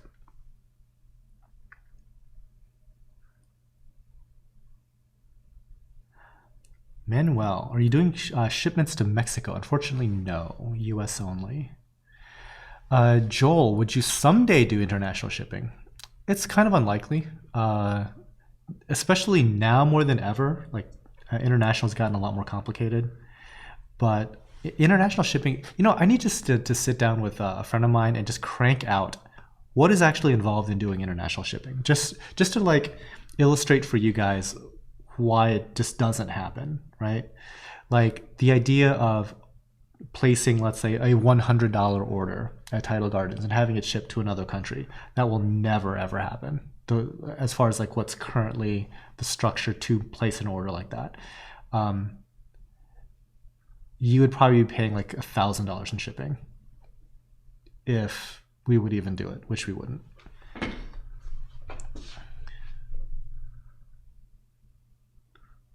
Okay, real quick, I have to take a bathroom break. I will be right back.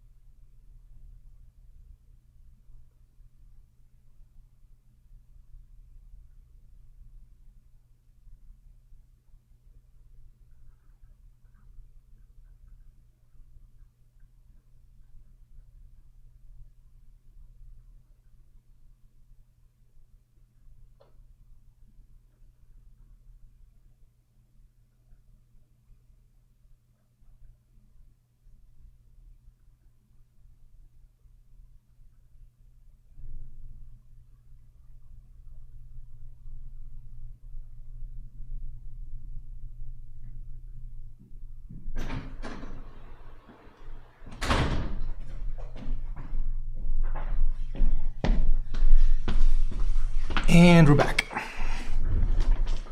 Hope everybody behaved in my absence.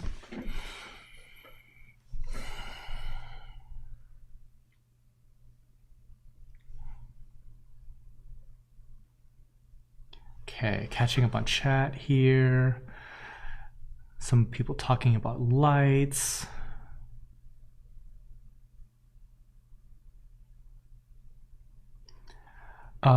Let's see. Greg Reefboy, I would like to know, how do you remove Pallies from a piece of live rock for fragging purposes? Also wanted to say that I like the video Becca did of reef photography with iPhone, or with a phone. Good info. Glad you liked it. Removing Pallies, you have to kind of be careful with that. So we would probably go about just breaking up the rock itself and be real careful when it comes to Pallytoxin, because like Pallies are, we don't even mess with them really when it comes to that sort of thing.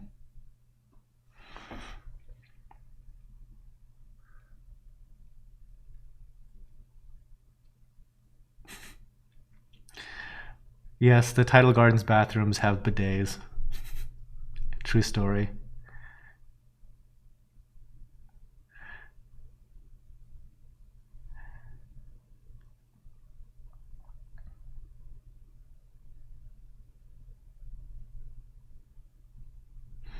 James Chenoweth, I'm watching on my phone today. I like the new color-coded coral in the top upper left. Yeah, you know, I gotta say,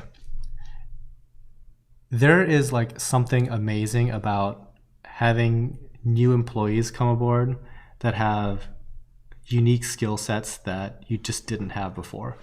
And one of the things that Becca brings is that she can do custom graphics, custom motion graphics and animation and stuff like that. So I personally would have really, really struggled to put something like that together. It took her about like, I don't know, 2 hours. It's awesome. Such a luxury.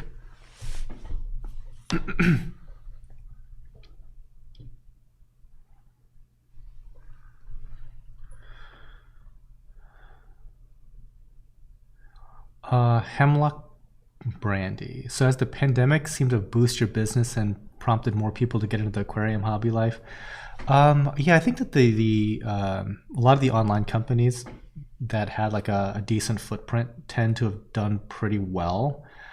I've also heard that like some other stores have really struggled because of like the reduced foot traffic. So it's just kind of lucky, I guess. I mean, if you think about it, if UPS and FedEx just stopped delivering, like we'd just be like flatlined, right?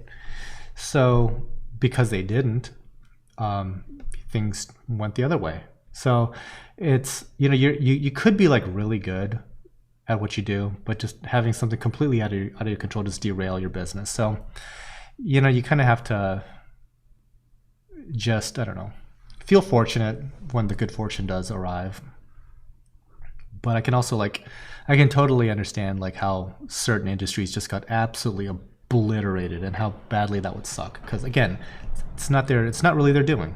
I was just talking with a friend, and like his sister from New York was coming and visiting, and she is like a corporate event planner in New York City. Like, yeah, that's probably going to be an industry that's going to suffer quite a lot. So yeah, that sucks. Okay, anyway, back to coral. The Joel BCN. I was wondering about international shipping because I have a project in 2-3 years and wanted to buy corals, maybe a 5 to 15K order, but thanks for the answer. Yeah, so long story short, it would involve quite a lot. So first of all, we would need to have import-export licenses on both ends. So you would need them and I would need them. You would have to go through the entire CITES process. Now, I don't have the re-export original permits for particular corals. So I would have to somehow create a database showing that all these corals are farmed. That might take years to put together. Assuming that I could get CITES permits for these corals as farmed corals, which by the way is a total new thing that's like that Fish and Wildlife is not too savvy on. It's not, we would have to be like literally laying down the groundwork as we go, and the entire time dealing with Fish and Wildlife officers that may not know what the hell we're talking about when it comes to be like a game time to actually deliver these corals. The paperwork is going to be shockingly expensive. I think that like per box it might be hundreds of dollars. We're talking hundreds of dollars per box in the paperwork. And then the actual shipping, from everything that I've heard, has tripled since the whole start of this year. So when you put all that together, oh no, by the way, I would have to basically personally deliver this stuff 6 hours away to a Fish and Wildlife office, either in New York City or in Chicago. Those are the two closest ones to me. So that's 12 hours of travel. Yeah, that's getting real pricey. Like everything that I've just described there. And then that's not even talking about like the price of the corals. Like just in all the logistics aspects of it, you're well into the 5 figures at that point. So yeah, it's gonna suck. So that's why we don't do a lot of international. Oh, and by the way, this is all assuming that everything goes smoothly, which I don't even know if you can assume that. Like, it could be a giant mess if something gets hung up in customs because some agent doesn't know what they're doing, or something was, like, heaven forbid, filled out wrong. Like, any number of things could go wrong. Like, it is like that. The whole international thing really is its own business. Like, there are specialists that deal with that.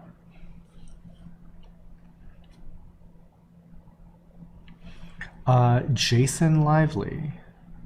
Than, do you ever buy, sell, or trade with any public aquariums? So no, we don't, and it's for kind of a different reason.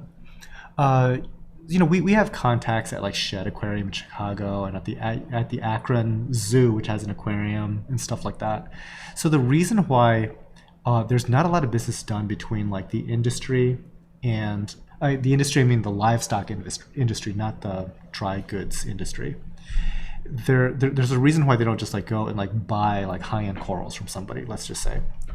And it's specifically because there's kind of like this, how best to describe it? There's like a zoo slash aquarium club that like requires like, shoot, how do I even describe it? You have to show chain of custody pretty much leading back to the ocean. Like it went from this person's hands to this person's hands to this person's hands to make sure that the entire process is like clean. And so once you go through that process and you have a particular coral in your zoo slash aquarium, then you can trade it to other zoo slash aquarium to still maintain this accreditation in that group. So you would lose that accreditation if you were just to bring in an outside coral. So that's why there's like almost no appetite for, you know, these public institutions to do any business with like Tidal Gardens, for example.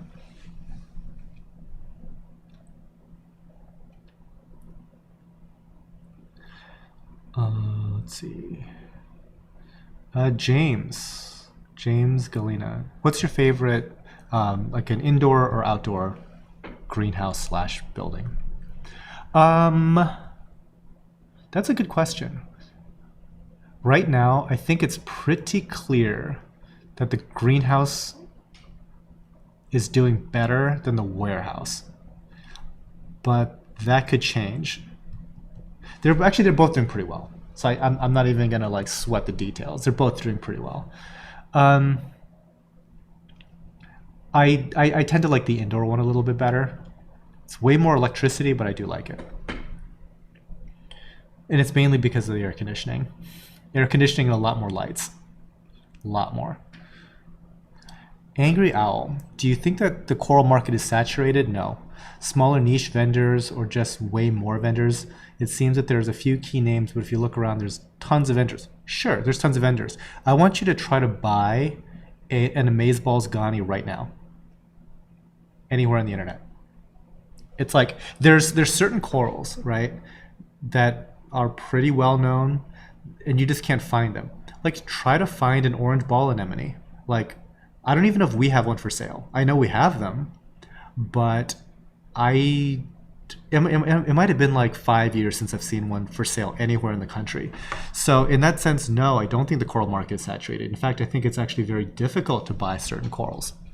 Let's see, what other coral would I like to just buy retail?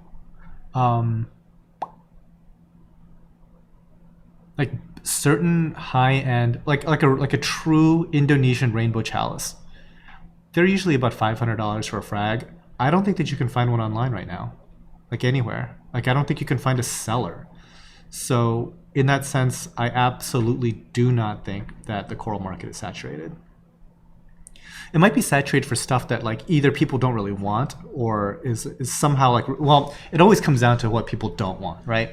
So I think that the stuff that is like highly readily available isn't because it's being produced any more than anything else. It's just that people buy it less, so therefore it grows and becomes more available. Whereas the stuff that's in super high demand, we couldn't keep it in stock. Like for example, our glitter bomb Ghanis. There's like a red speckled glitter bomb Ghani out there that you will not find anybody to sell to you. Like that sort of thing. Yeah, it's not a... I think that that's a well that's not going to dry up for a little while yet.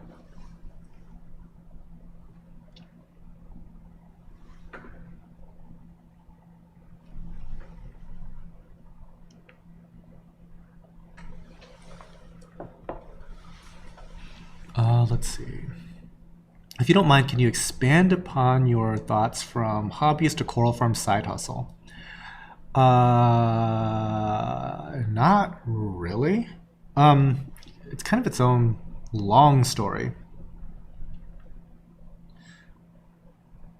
So I need to make sure like what comes out of my mouth sounds remotely like English, because at the time that this was all going on, I was getting my MBA on my way to getting like a corporate law degree. So, I mean, I was just in and around business a lot. And at the time, I was working as like a business counselor. And through that, at one point, I wrote a business plan entered into a business plan competition and won a bunch of money, and that like kind of helped launch this whole thing. So it can be, that's a big topic, but I can't stress it enough.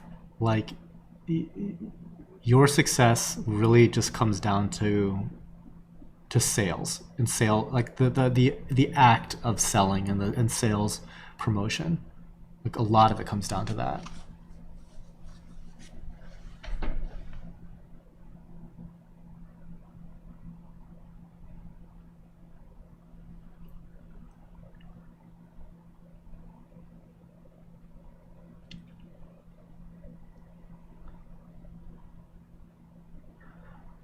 Let's see. Okay, so real quick, I see a couple of comments kind of talking about the same thing. So I think as like the market transitions towards like online selling, it's weird because there is this thing about finding like good representations of corals, and I would have thought that it would be easier as time went on, but it's actually gotten more difficult. And in part, it's because of that, going back to the photography topic, in how difficult it is to shoot like your broken iPhone. See that? It's got smashed. How badly this sort of thing takes photos of a blue LED aquarium. Go onto any of the Reef forums, I'd say that half of the photos should never have been posted. They're that bad, right? They're garbage photos. And as a result, people had to like make adaptations to even try to get a halfway decent photo. So they take photos with orange filters. And guys, orange filters don't look like the coral either. It just doesn't look like total garbage that comes out of this phone. So yeah, I mean, even like with the whole orange filter thing, it took me a while, and I've been photographing corals for like 20 years now. It's like, whoa, like what's up with these color morphs? It's like, oh wait, those aren't interesting color morphs. It's just a weird filter, and nothing really looks like that. It's like, okay, but now that I know what an orange filter looks like, that's one more thing that, like, okay, mental catalog. But somebody starting out into the hobby, I think they would have a really tough time shopping based on pictures that they see. And so I was just at my friend Nathan's place, right, helping him move his tank. And a couple of the other people that were helping move, these people weren't novices in the hobby either. And they were talking about a particular seller that we all knew, local person, sort of. And they had bought like this hammer coral that was like, in the picture, bright orange, right? It's like the color of this pencil, orange. And like when he got it in person, it's nothing special. It's basically like a brown hammer. And then like, how did you go from this orange neon pumpkin patch orange to brown? And it's like, yes, there's filters involved, but even like when you're familiar with filters, like how did you get it that far off?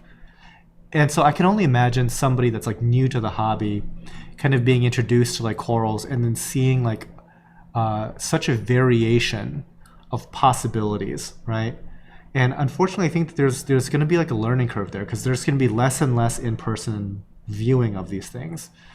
And I think a lot of it, let's say, for example, even if you have like a great local fish store, right?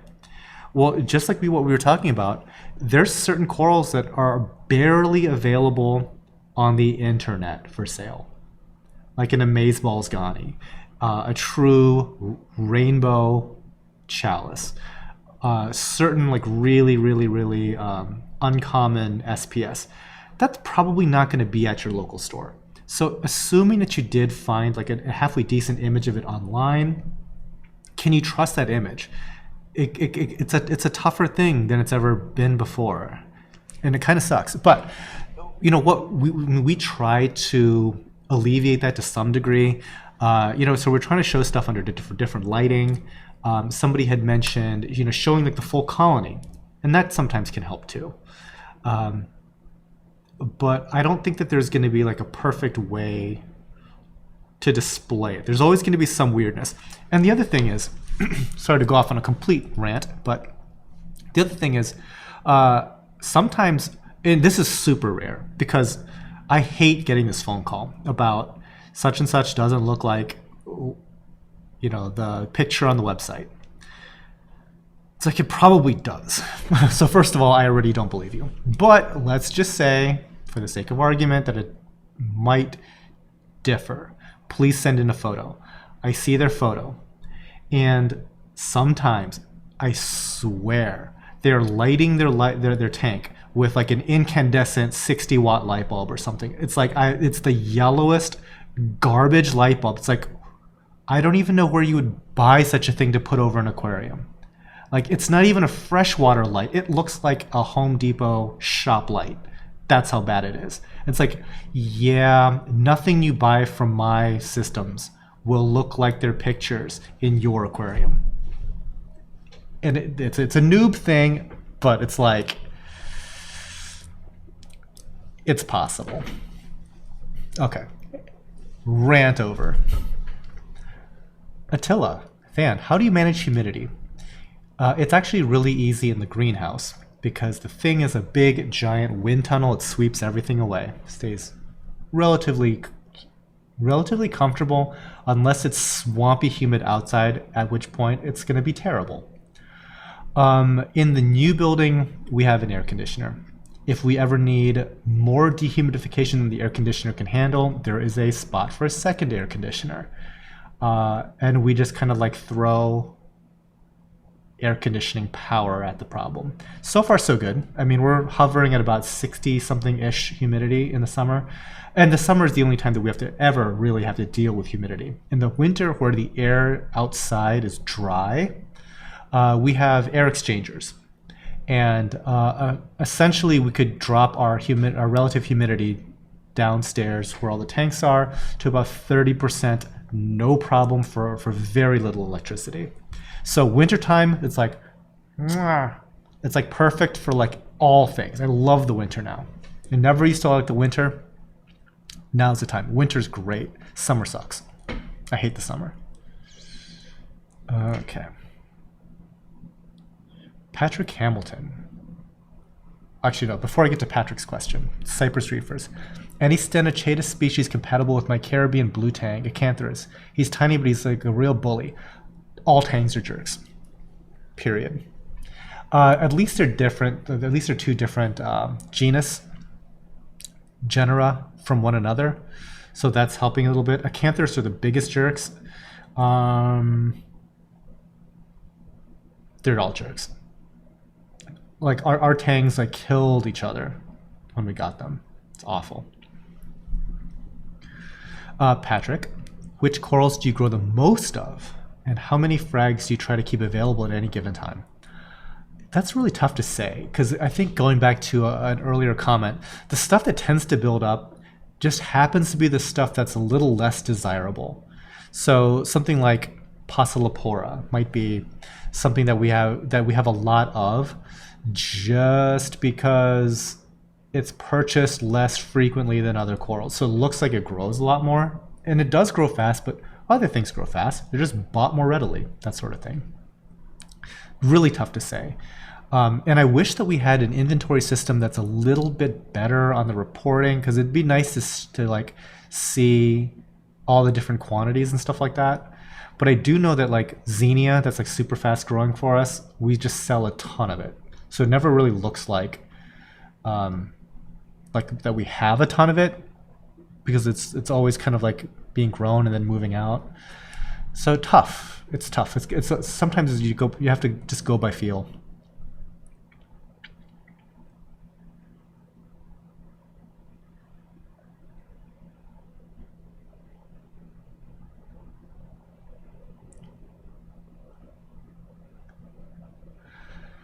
Jason, have you heard about programs to save the Great Barrier Reef by giving public aquariums, farmers, and hobbyist frags from the reef to propagate and bank corals so they're not lost? I have not heard of that, I'm afraid. Reef therapy. I found that using a brown filter works very well when taking cell phone photos. So there are different grades of orange/brown/amber, and there's like a numerical system. And the one that we found was probably the best was an 85B. That seemed to have worked the best. Having said that, there's very, very, very, very few pictures on our website that are taken with filters. And if we ever do take a picture with a filter, we will label it that it is taken with the filter.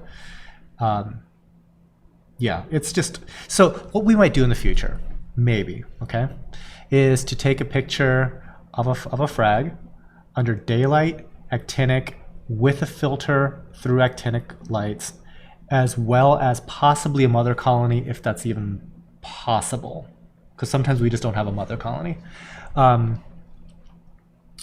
Yeah, just to give you like an idea of like 4 different looks. And at that point, if you can't make a purchasing decision, you're probably not going to be buying. It's fine. Charles Finley, how does this live sale work? So we are showing some corals. I think we're going to be going up to like item number 200 and something. And you're free to look back at the older ones, especially on the rebroadcast. Now, to purchase corals, you go to titlegardens.com/live, and you will see at this point the remaining corals from this show. And the show goes on for at least until like Tuesday-ish, Wednesday-ish, something like that. And so even on the rebroadcast, there's some opportunities to pick up some of these things. And you can see that there's, some of them are like, about 13% off here and there. Some of them are like much more, like 60% off. So you can kind of like see what the possible savings are. Also, if you go to titlegardens.com/live, there is a little FAQ that kind of like goes over exactly how it all works. Azarion R. What is the recommended DKH range for a reef tank? Just like Gabriel Berkey said, something between 8.5 to 10 is okay. I think 10 is a tad high. One of our tanks currently is at a 10. I'd probably stay like more towards 9 if at all possible.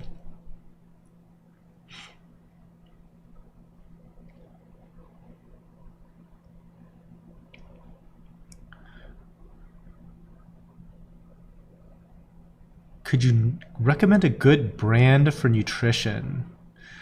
Not really. We've used so many and they all seem to be pretty good. Like, we've used all of them, I think. There's very few foods that we haven't messed with. Right now, at least I can at least speak for what we're doing currently. Right now we are making our own amino acids just from powders that you order online.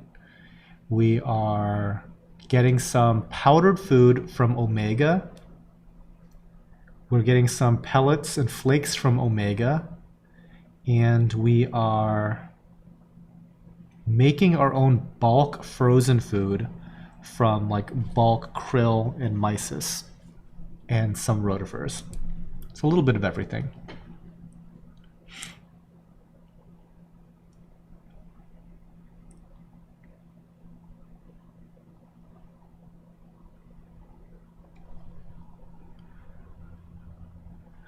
Greg Reefboy, at one time you said you may use your quarantine tanks for a species-specific tank. Are you still thinking of doing that, and what species? Those ideas are still very much in flux because we're getting these 2 larger show tanks, and I think that our initial thought was, oh, we don't need 2 quarantine tanks. I think we're very wrong about that. I think we need more quarantine tanks. So chances are the quarantine tanks are going to stay quarantine tanks, and we might even add a 3rd quarantine tank. There's just a lot. There's a lot to be said about having a lot of like extra utility tanks that in a pinch could be pushed into service.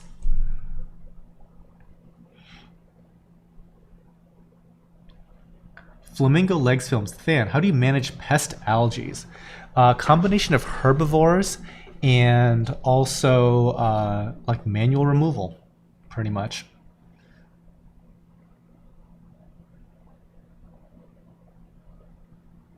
Scott Morrison, hey Than, there's a UK YouTuber that started a shop selling fish and corals. He envies you.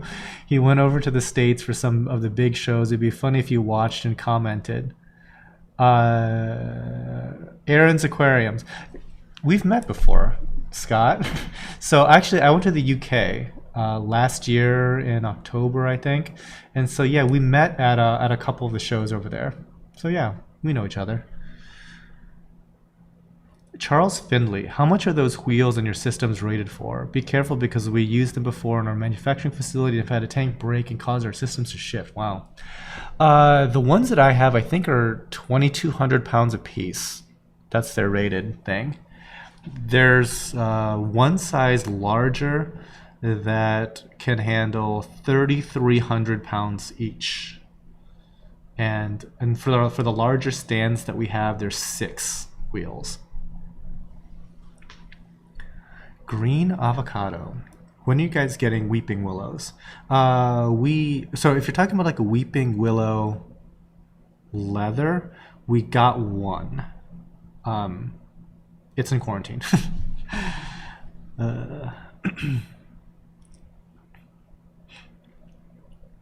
So we are coming up to the end. I think that there's like just a handful of corals left. So any last minute questions, now's the time. Or hold your peace until next month. Jason, do you have any tips on removing alkalinity additive residue? From what? Can't think of anything off the top of my head. I mean, like the easy answer would probably be something acidic. But just probably like good old-fashioned scrubbing might work. Like elbow grease goes a really long way. You'd be surprised. So, as things wind down, it'll reset back to item number 1. Let me once again say my thank you to the Patreon and YouTube Prime memberships. Is that what they call it? Is it YouTube Premium or Prime or Premium? I guess Prime would be Amazon, right? So anyway, this is the Patreon crowd. Thank you to Alan Jackson, Bill Russell, Brandy Camp, Christopher Frame, Chuck Admire, Dave Davis, Diane Rishworth, Ernest Wallace Jr., Gene A. Van Voorst, Greg Zimmerman, Gwen Nicodemus, Hal Scott, Harkins Aquatics. Didn't see Harkins in chat. He's usually in for these things. Jeremy Altman, aka The Two Please, Jordan, Joseph Debo, Keith Singer, Kevin Cortez, Kendra Ransom, Lisa Clow, Miguel Perez, Phil Harton, who I did see in chat just now, Puddle Aquatics, Rebecca Hall, Reef Infidel, Rico's Aquariums, Rigoberto Rodriguez III, Ryan Kern, Sana Nomine, Scotty D, Skylar Korn, The Classroom Reef, Thomas Tarrant, Tim Garner, Trevor Joseph Overbeck, and Zara McIntosh. I remember like looking back at some old ones, old rebroadcasts of like old like live shows, seeing like how far we've come as far as our production, but also like the number of Patreon people was like 6. So going through that long list, it's like we have come a little ways. Also, there are 3 YouTube members: Joseph Posada, Two Please Coral Reefs, and Deidre Zuiner. So thank you guys very much.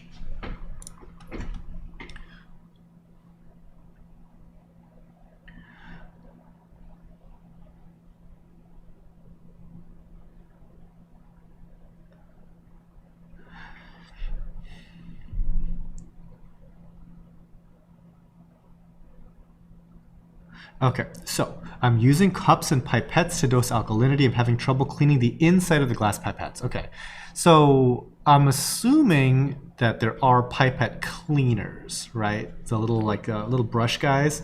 So maybe like a combination of that plus like just soaking them in vinegar might help out a lot. Okay, guys, that pretty much does it for this live show. As you can see, we're in a slight bit of overtime. I hope you guys enjoy the rest of your weekend. So tomorrow, since I'm not feeling a lot better, I'm going to go visit a friend. He and his family are going to be traveling around the country in a small RV. And it's funny because of the whole Patreon thing. So I've been making like videos now for like 12 years or something crazy like that. I don't even know, like a long time. And have like 500 videos and let's say X number of dollars that we get like per month, right? They decided to start a Patreon thing, and they have now tripled like my dollars per month, and they've literally never put out a video. And it's because like the wife in the family, she is like kind of like I describe her as like a local socialite, and she just knows everybody. So on Facebook, she just said, hey, we're just going to be doing this thing. If you'd like to follow along, become a patron. And it's like they're making enough to be fed on the road, let's just say. And I'm like, you guys haven't made a single video yet. So anyway, I'm going to be like going out and hanging out with them tomorrow evening and wishing them well on their trip. So anyway, I hope you guys have a good rest of your weekend. And yeah, hope you guys enjoy the show. I'll talk to you guys later.